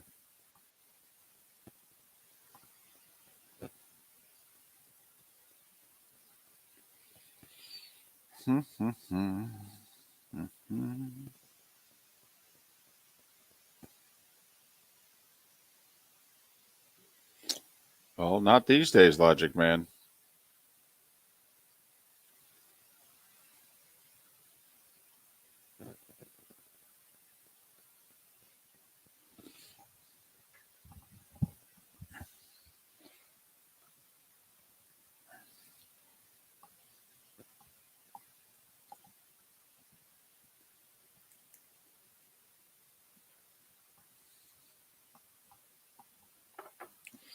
So I think Adams hinting he thinks the Chiefs are going after McCaffrey.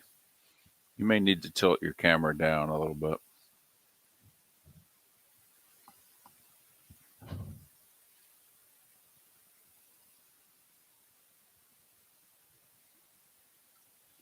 $15 seconds.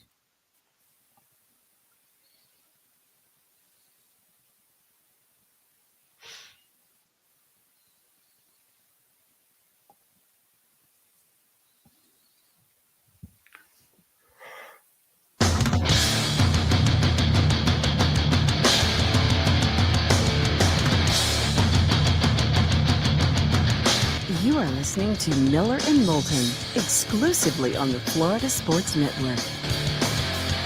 And now, here's Mark Miller and David Moulton.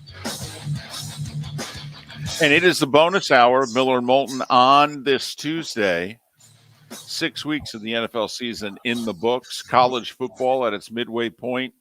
2 big baseball games today and tonight. The NBA tips off tonight. Hockey begins its second week tonight. We got a lot going on. College basketball's already got a preseason top 25 out.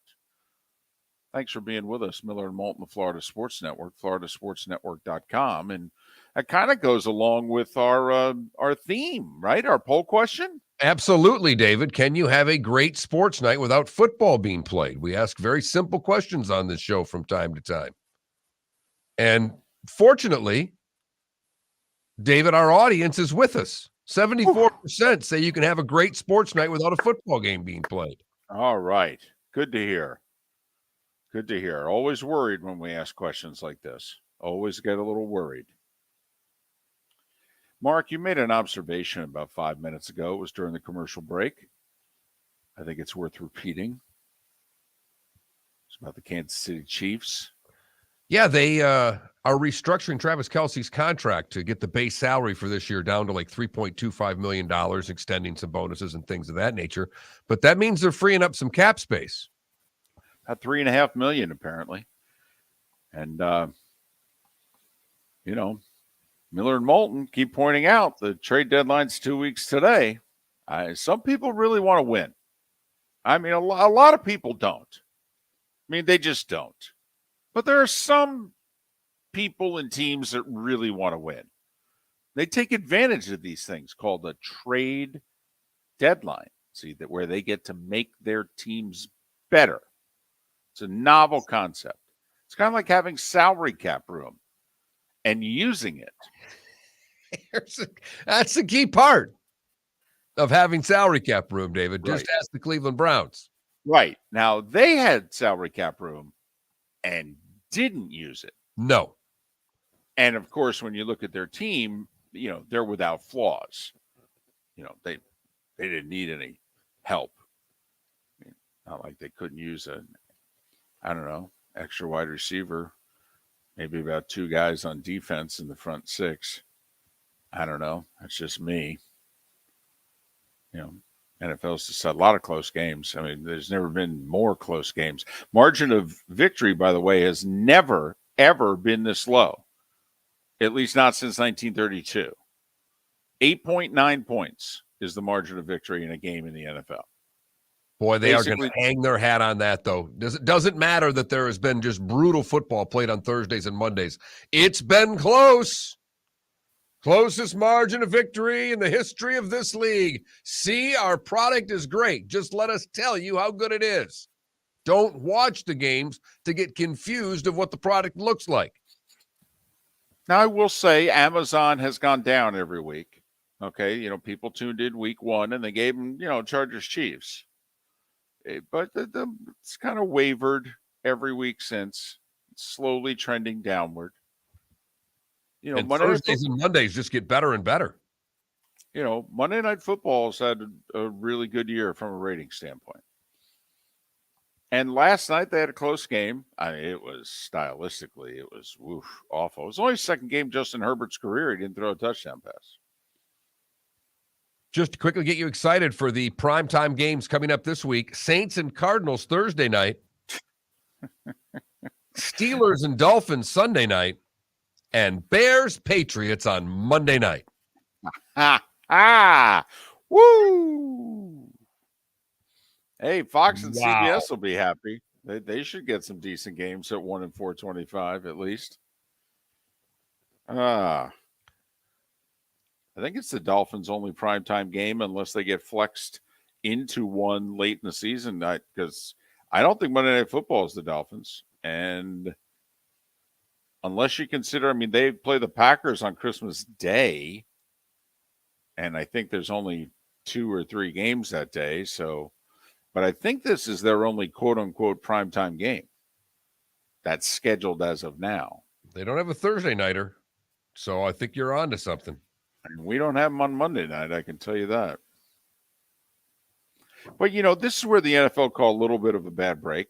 Steelers, Saints, Cardinals all had winning records last year, so did the Dolphins. And right now, none of those 4 teams have a winning record. Patriots made the playoffs last year with 10 wins. Right now, they're a 500 team.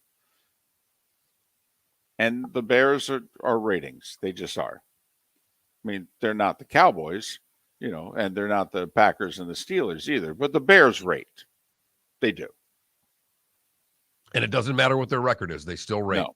Yeah. Their fans watch them. And they've got a lot of them. It is kind of a big city after all. I did notice that when you talk to someone about a Bears game, because I want to, there's a lot of Bears fans. So the group that I play golf with, there's Bears fans. And on Friday, I just made a kind of comment, and all of a sudden I didn't realize that I watched every minute of the game, and now I found someone to talk to the game about. And I'm like, yeah, it was 12-7, guys. I got to say, I didn't watch the second half of that football game, and I feel better for not having done so. I'll read about it when I wake up. But yeah, back-to-back prime timers for the Bears. Good for them. Yeah, terrific for them. Not for us so much, but terrific for them. Just kind of curious. The Patriots are going to beat the Bears on Monday night. That's going to be 3 in a row. That's going to get them to 4-3. Are we buying New England? Because let's be honest, both of us not really liking their roster. Both of us did not think they were a playoff team. And this guy can coach a little bit, and he seems to be doing it again. This is what they did last year, too. They got off to an indifferent start, and then they rattled off 6 in a row in the guts of the season, and they finished kind of but, they did enough there mid-October through November that they were a playoff team. After the Bears, they go to the Jets. Well, one other winnable game before they play the Colts. Their next 4 are Bears, at the Jets, home for the Colts, home for the Jets. So what you are alluding to, David, could very easily happen again this year. Well, and now the Jets are in a place that they haven't been in a while. And the Giants are now entering that place as well, where it's like, okay, Jets, you beat the Dolphins at home. After losing 12 straight division games, you beat the Dolphins at home. So now guess what? You're going to play the Patriots a couple times in 3 weeks. You're going to have the Bills late in the season. Hell, one of those games might get moved to either the sexy 425 slot. Hell, it might even get moved to Sunday Night Football. Are you ready? All right, David. Of these 3-3 teams, how many of them are you buying? The Dolphins. Well, I'm buying the Dolphins. The Patriots. Oh, man. Buying, and what does buying mean? Means they're a playoff team. Well, I got to be honest. I didn't think 3-3 after 6 that you'd be in this great a shape for the playoffs in the AFC. I mean, Mark, I thought it would take at least 10. Hell, I thought it might take 11 to get in the AFC. And you got to think now 10's going to get you in. Right. So, yeah, I am, because, I mean, I don't see more than one team coming out of the South. And, all right. So you're buying the Patriots for now. Kinda. You're buying the Ravens. I think we both are. And we're both buying the Bengals. For now. So that's 4. One from the South is 5, and one from the West is 6. But if the East has 3, there's your 7. Mark, we did say mid-December Miami's at the Chargers, and we thought it was a wild card game. And it could very well be a wild card game. Now, in the NFC, you buying the Packers? Of course. Right. You're buying the Bucks? Yes, they're going to win the division.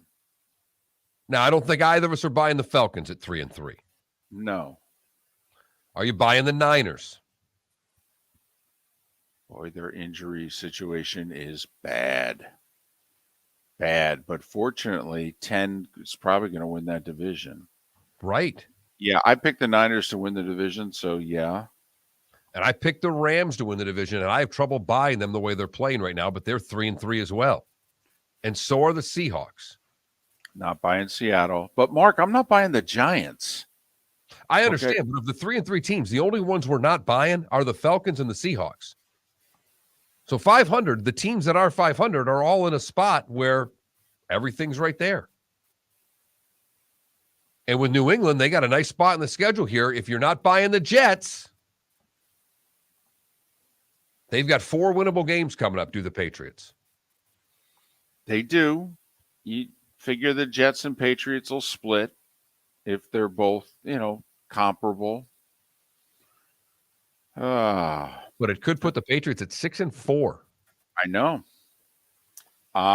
know. And they've done this before. He's done this before. Can I just throw something crazy out there?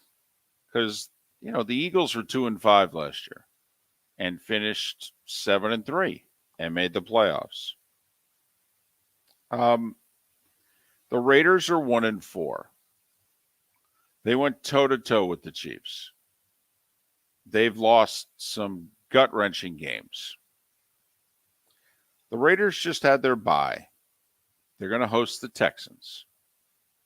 They're going to win. Then they're going to go to the Saints. Then they're going to go to the Jags. Then they're going to host the Colts. They're going to play Denver. Going to play Seattle. If you can go toe-to-toe with the Chiefs at Arrowhead, you can't win these games?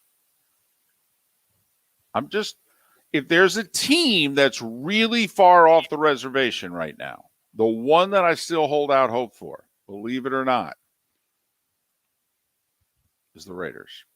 And I think with the way the year started for teams, and right now, we can all point out who we think the 3 best teams in the NFL are. When you try to find who the 4th team is, I think everybody is in a difference of opinion, and there's a huge gap between the top and the middle. And can the Raiders jump back up to be part of the middle? Miller and Moulton, we thank you for listening on the Florida Sports Network. Don't miss the Miami Dolphins watch party every Sunday at the Seaside Bar and Grill in Bonita Springs, presented by Clutch Vodka. The Seaside will be serving Clutch Vodka, including the awesome Bloody Mary bar at the Seaside. If you can't be at Hard Rock Stadium, come have fun at the best place in town to watch the Dolphins and enjoy the best, clean, crisp, smoothest vodka. That's Clutch with a K. Miami Dolphins parties every week at the Seaside Bar and Grill on Old 41 in Bonita Springs, powered by Clutch Vodka. Mark Miller for SWFL Golf Carts, or online, flgolfcarts.com. If you're looking for a golf cart, an e-bike, or an e-motorcycle, go visit Alex and the gang at SWFL Golf Carts. flgolfcarts.com online. Check out their whole inventory. If you're looking for a custom cart, they can take care of you. 2-seater, 4-seater, 6-seater, they've got you covered. E-bikes, nobody better for value and service. E-motorcycles, check them out. Again, flgolfcarts.com. flgolfcarts.com. The waterways of Naples are a beauty to behold, and the Bayfront Inn has multiple ways for guests to enjoy the water and have some fun. Gather your family and friends and enjoy a leisurely day on the water with a pontoon or deck boat. If you prefer to explore the waterways without a motor, the Bayfront has canoes, standboards, and kayaks. At the end of your journey, enjoy lunch or dinner at the Bamboo Tropical Bar and Grill. The Bayfront Inn. Something for everyone. On 5th Avenue in Naples. Golfers, are you bored of the same old driving range warm-up routine that's not getting you the results that you want on the course? Power up your golf by adding resistance bands to your range sessions with the Orange Whip Golf's Power Strap Kit. Featuring band attachments to your feet and hips, Power Strap resistance training will boost clubhead speed, increase power, improve flexibility, all with just a few swings. Buy a Power Strap Kit today. Go to orangewhipgolf.com and use code Miller10 to receive an additional 10% off the already great price of $119. You are listening to Miller and Moulton on the Florida Sports Network.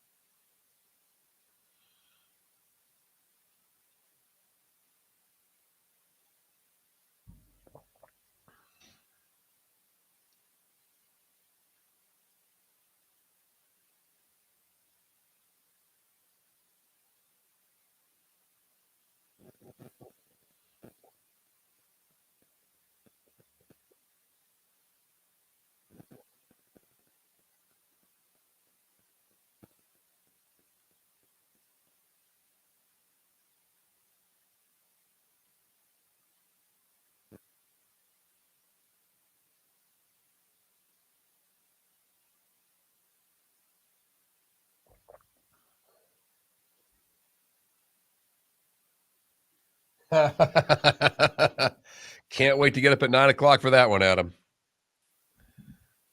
Oh.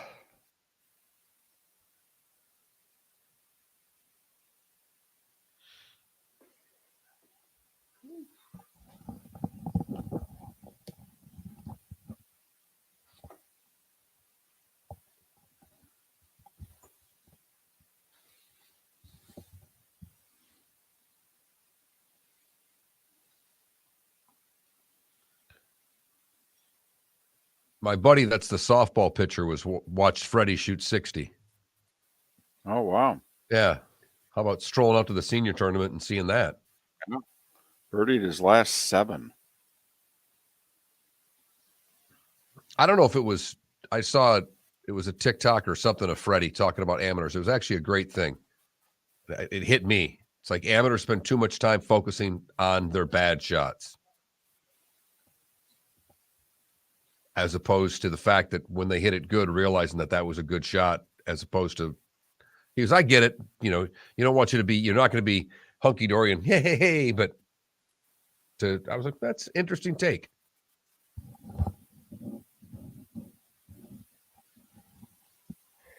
It's not a home game for him, though, Logic Man. Did you not hear David Samson on our show say no one even knows who the Jags are in London?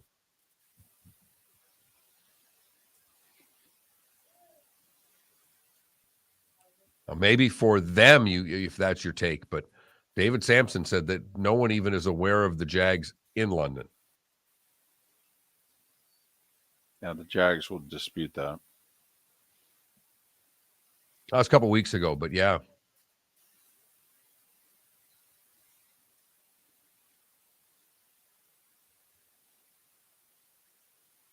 Ramondre Stevenson killed me in fantasy, Adam. Killed me. The Patriots running back? Yeah, he had a good week. Well, the starter was out. He was projected to be a big play. No, I'm saying like I played against him and he murdered me. There you go. Yeah.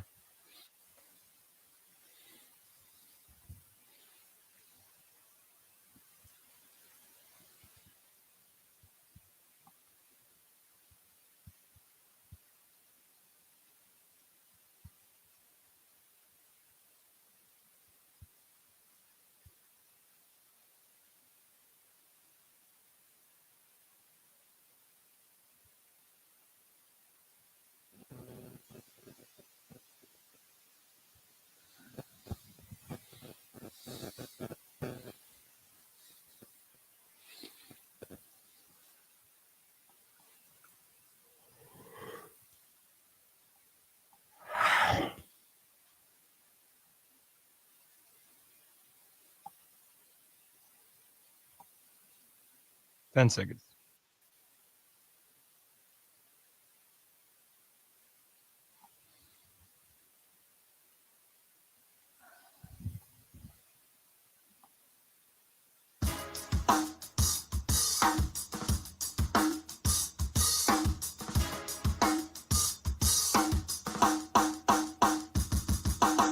Welcome back to Miller and Moulton, only on the Florida Sports Network.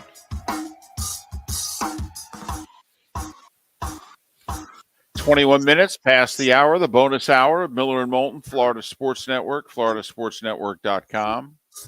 Poll question, simply, can you have a really good or great sports night without football? Yay or nay?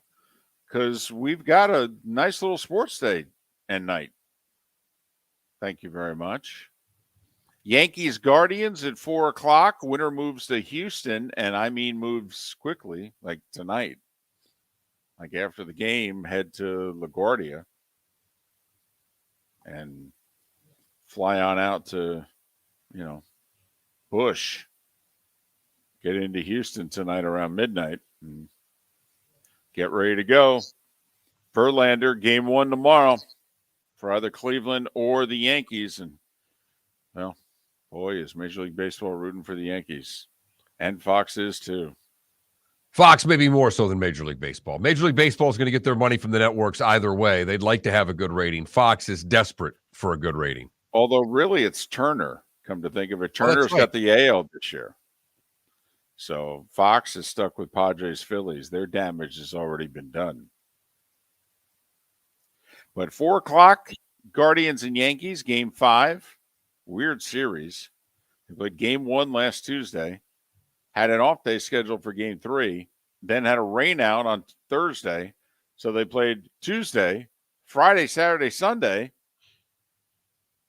And now they're going to play Tuesday again. Yeah, very minor league, this schedule. This looks like something that would have been created for a minor league hockey organization. Right. The arena wasn't available on certain days, so here's how we'll schedule it. And by the way, that was in town. And by the way, that Friday, Saturday, Friday's in one building, Saturday's in another. Don't know what to tell you. I mean, it does. It reeks of a scheduling conflict in a minor league hockey playoff series is what that does.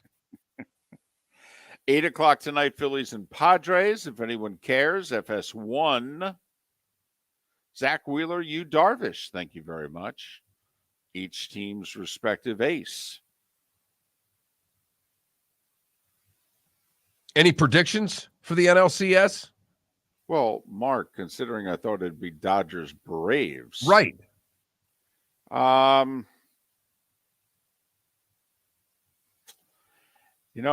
The Padres are a more complete team, but there seems to be something going on in Philadelphia.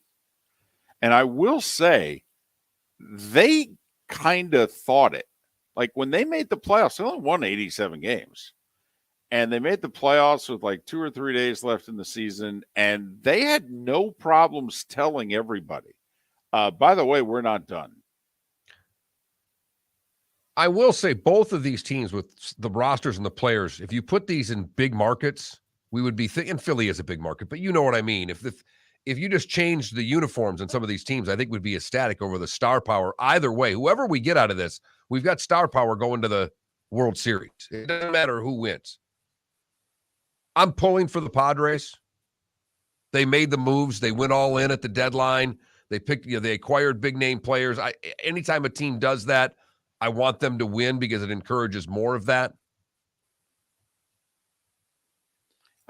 By the way, the Phillies and Padres both above the luxury tax.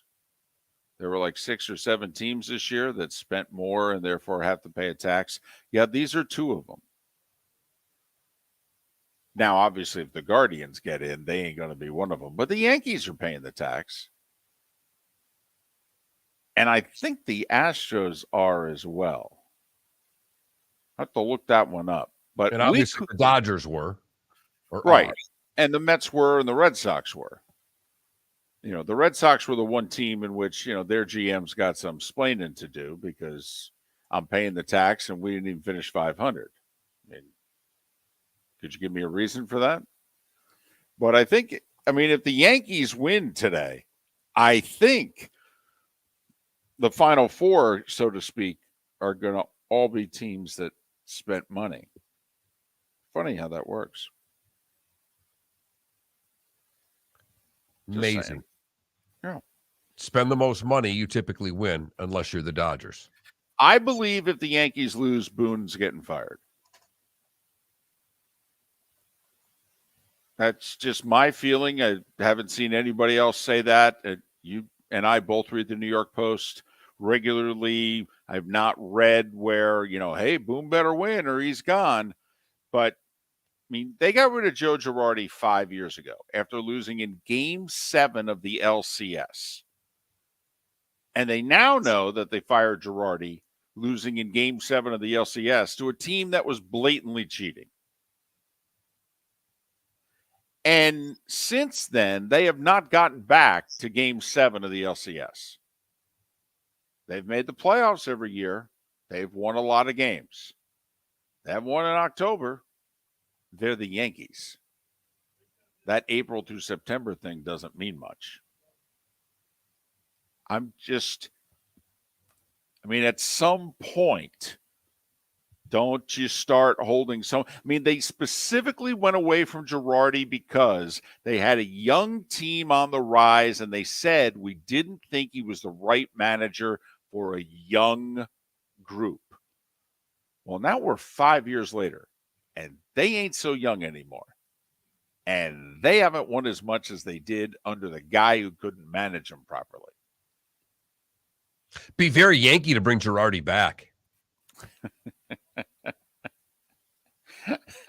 Well, another Steinbrenner would have done it. I know. It would still be fantastic. Apparently Brian Cashman has that job for life. Right, apparently. But at some point, I think he has to start sacrificing some people. Look, it is remarkable you can have all that success and without any postseason, jobs are in jeopardy. You think of all the other franchises out there that would kill for being where they are year after year. And I think you're on to something. Mark, these are dark days in Yankeeography land. They haven't been to the World Series since the first days of the Obama administration. Mark, so what? They've had a winning season every year. So what? They've made the playoffs every year but one during that stretch. Mark, who cares? They've not gone to the World Series in 13 years. If people are losing their jobs, Mark. Winning seasons. Under an old regime, they would have. I don't know if they still do, but Mark, $250 million just doesn't get you what it used to. Hell, Boone might not have finished the season with old man Steinbrenner this year, the way things were going. If you think about it, they were 50-20. I think they finished 99-63, which meant they went 49-43 in their last 92 games, and they're 2-2 right now. So they're 51-45 with this group over the last 4 months. I don't know. Seems pretty average to me. And if they get through it tonight, or this afternoon, I should say, it will be a rain-out, a rain-delayed game that may have helped them more than anything else, because the pitching matchups were not set up yesterday favoring the Yankees. That all changes with an extra day. They get a better starter. Their relievers all get another day. Francona, does he go with Bieber today on short rest? Because there's talk of that happening. When he said he would not do it, he's a young guy with a young arm, and I'm not going to do that to him. As opposed to sending his number 4 starter out there who's never pitched in the playoffs before.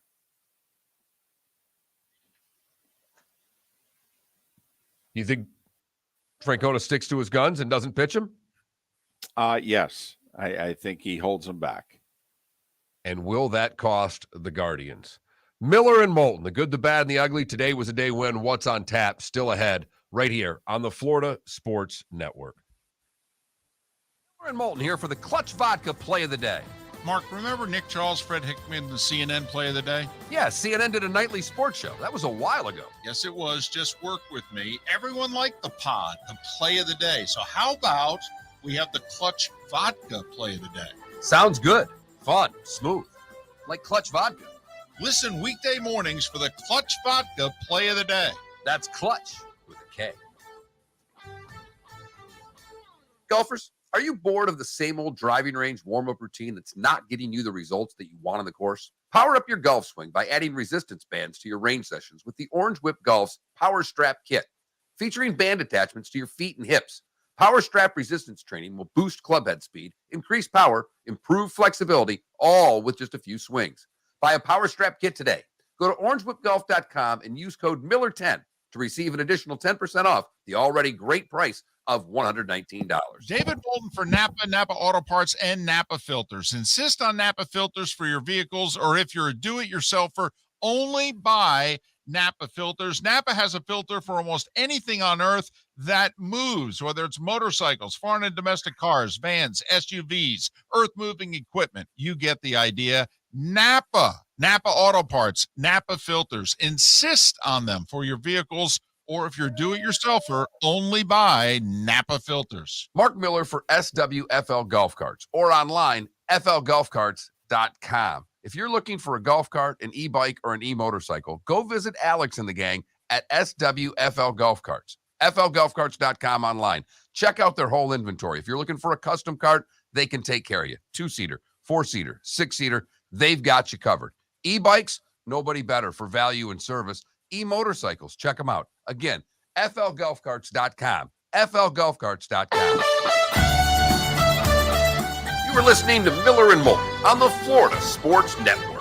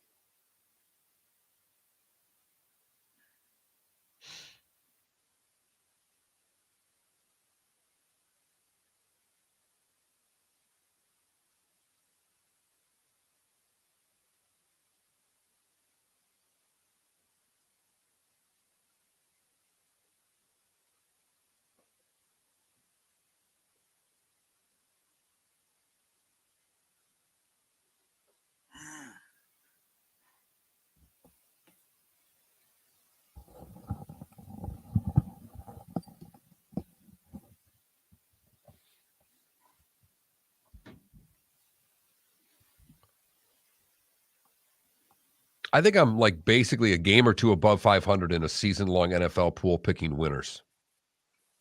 That's how hard it's been this year.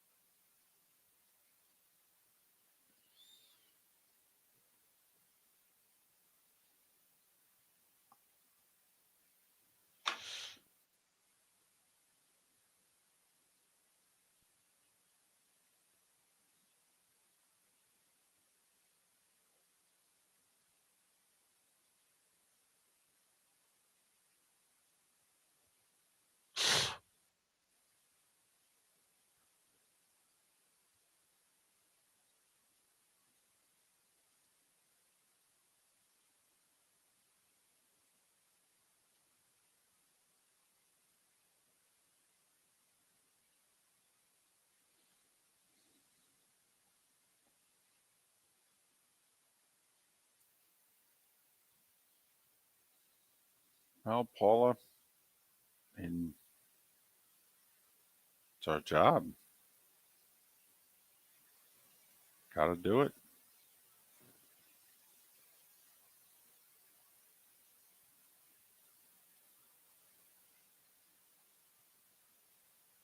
Well, and Logic Man, before he got hurt the first time, I mean, hell, he was winning the MVP that year the moment he got hurt.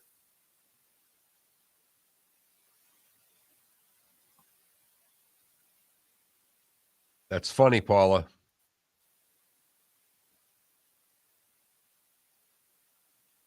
It's an expensive night.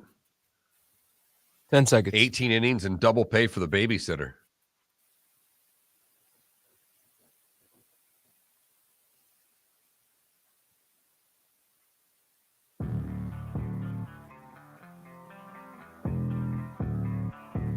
Thanks for listening. And now, more of Miller and Moulton on the Florida Sports Network.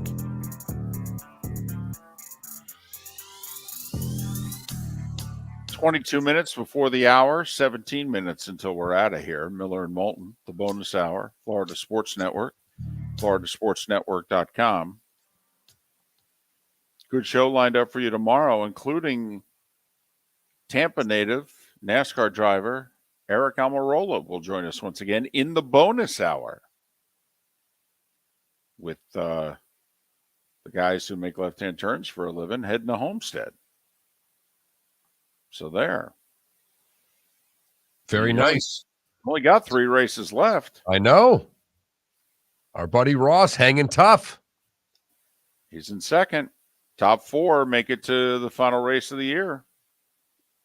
He just needs to avoid a wreck. And Christopher Bell was in position to be in the final 4, and he got caught up in that Bubba Wallace and Kyle Larson brouhaha. You don't often have a brouhaha in NASCAR. No, that was a brouhaha. Bubba was throwing punches. Yes, that was a wreck, which also took out a guy who was in the playoff, and then a brouhaha. And when Bubba was asked, he said, you guys getting tangled and going after each other took out a guy who, had a chance to win the championship. And Bubba said, yeah, it's racing. Oh. Okay. I mean, You're don't get supposed me to wrong. tell everybody else to quit racing. That's the problem. It's an interesting. I mean, come on, it's a playoff like none other. Mm-hmm. Right. You're in a playoff with a bunch of guys who are not. Correct. And they're still out trying just as hard as you to win that week. You know, like the Tour Championship in golf, the way they used to do it, you could have guys that from a point standpoint, it would seemingly be impossible, even if they won the Tour Championship, to win the whole Schwab Cup and the 10 million that comes with it. But now that they do the, shot thing where, you're 4 shots ahead of me based on how you've done in the regular season. I mean, now if you win the thing, you win the thing. So, I mean, is there another playoff like NASCAR where you got a whole bunch of guys driving around the track who are not in the playoffs? Then you got the guys driving around the track who were in the playoffs and have been eliminated. Right. Guys trying to find other teams for the next year. I mean, there's so many different elements to what goes on in a NASCAR playoff that I do think it's fascinating. It would be great if they ran this in August when anybody cared.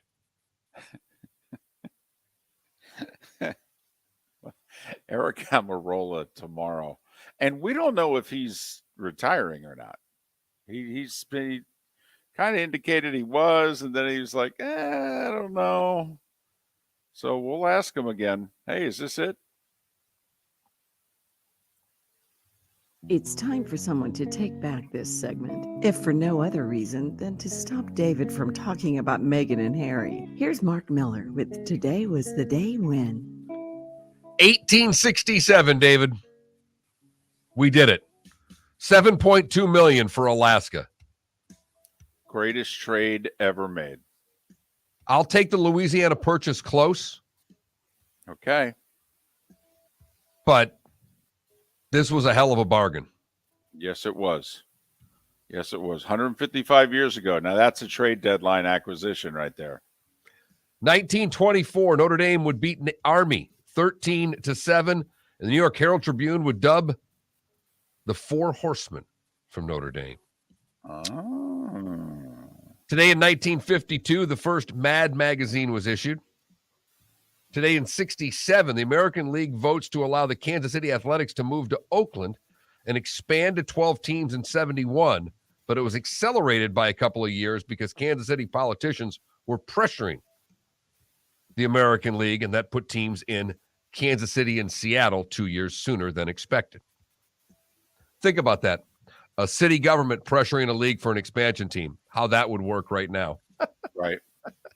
Oh, that's cute. 1974, this is for Felipe. Nate Thurmond from the Bulls became the first NBA player to complete a quadruple double, 22 points, 14 rebounds, 13 assists, and 12 blocks. Today in 1975, Paul Simon would be the guest host on Saturday Night Live. During one of the songs, he would ask a certain Art if he wanted to crawl back on stage. And Mr. Garfunkel would come back, and they would reunite and do 3 songs together. Today in 77, Reggie goes back to back to back as the Yankees beat the Dodgers 8-4 and win the series 4-2. Reggie would be the MVP.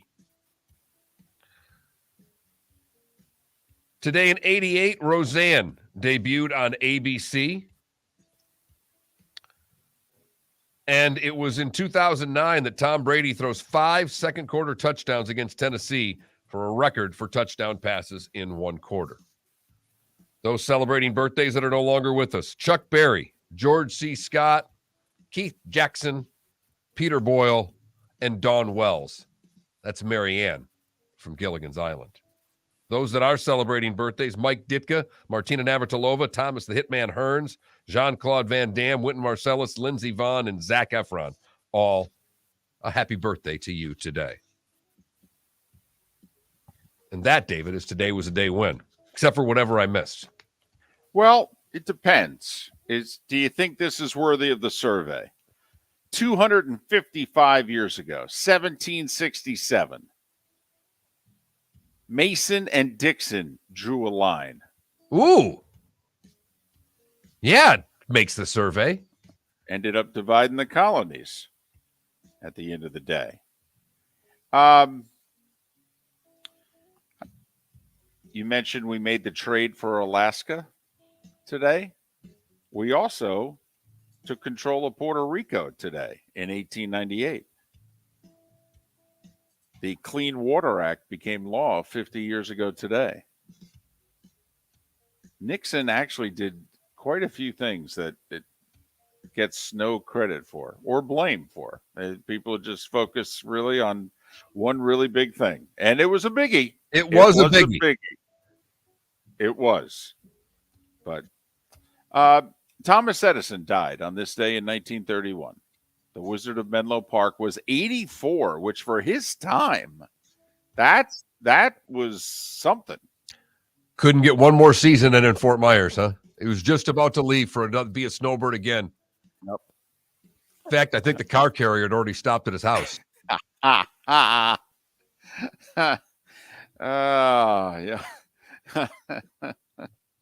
Originally from Ohio, but ended up calling Jersey home and Southwest Florida.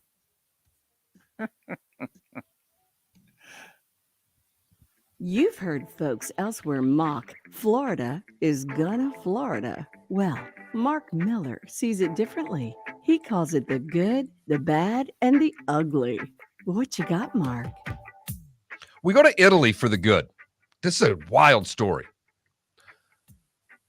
Doctors in Italy shared a recent delicate brain surgery in which the patient remained awake and played the saxophone during the surgery.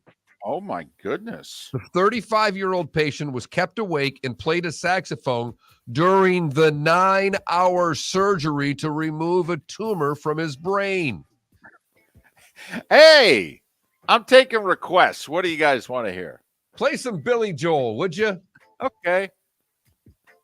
Apparently, awake surgery is better than sleeping surgery, and the surgery was a success. But you think you've had some long nights. Stay up for a 9-hour brain surgery. Holy cow. And I'm living here in Allentown. Come on with me. No? That's the one he pulls. Outstanding, David Moulton. Oh, you went Billy Joel. I just, We go to Naples for the bad, where firefighters responded to a woman who got her leg and foot stuck in a massage chair.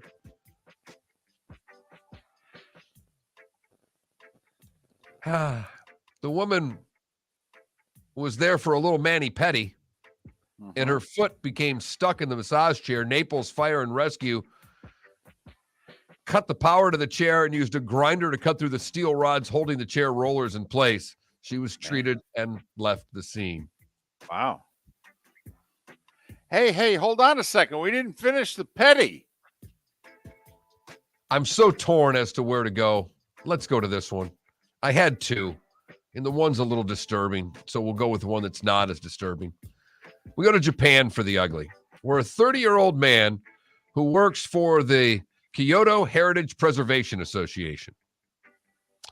They're an organization that preserves cultural relics. Okay. And this guy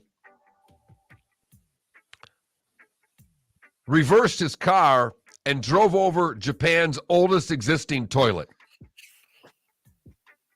It seemed to be totally against the job description.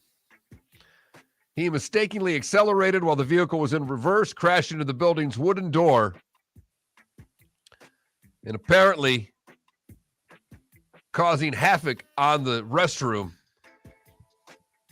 which was built 500 years ago. Yeah. My guess is that he immediately went number 2 and said toilet. And that is the good, the bad, and the ugly on today, October the 18th, 2022. All right. We've talked about its opening night in the NBA. Philly at Boston, Lakers at Golden State, 7:30, 10 o'clock. Both games on TNT. By the way, Barkley, if you missed it earlier, he just signed a 10-year contract extension with Turner. And he got a raise, and he was making $10 million a year. So what do you think he's making? I say minimum 15. Sounds about right.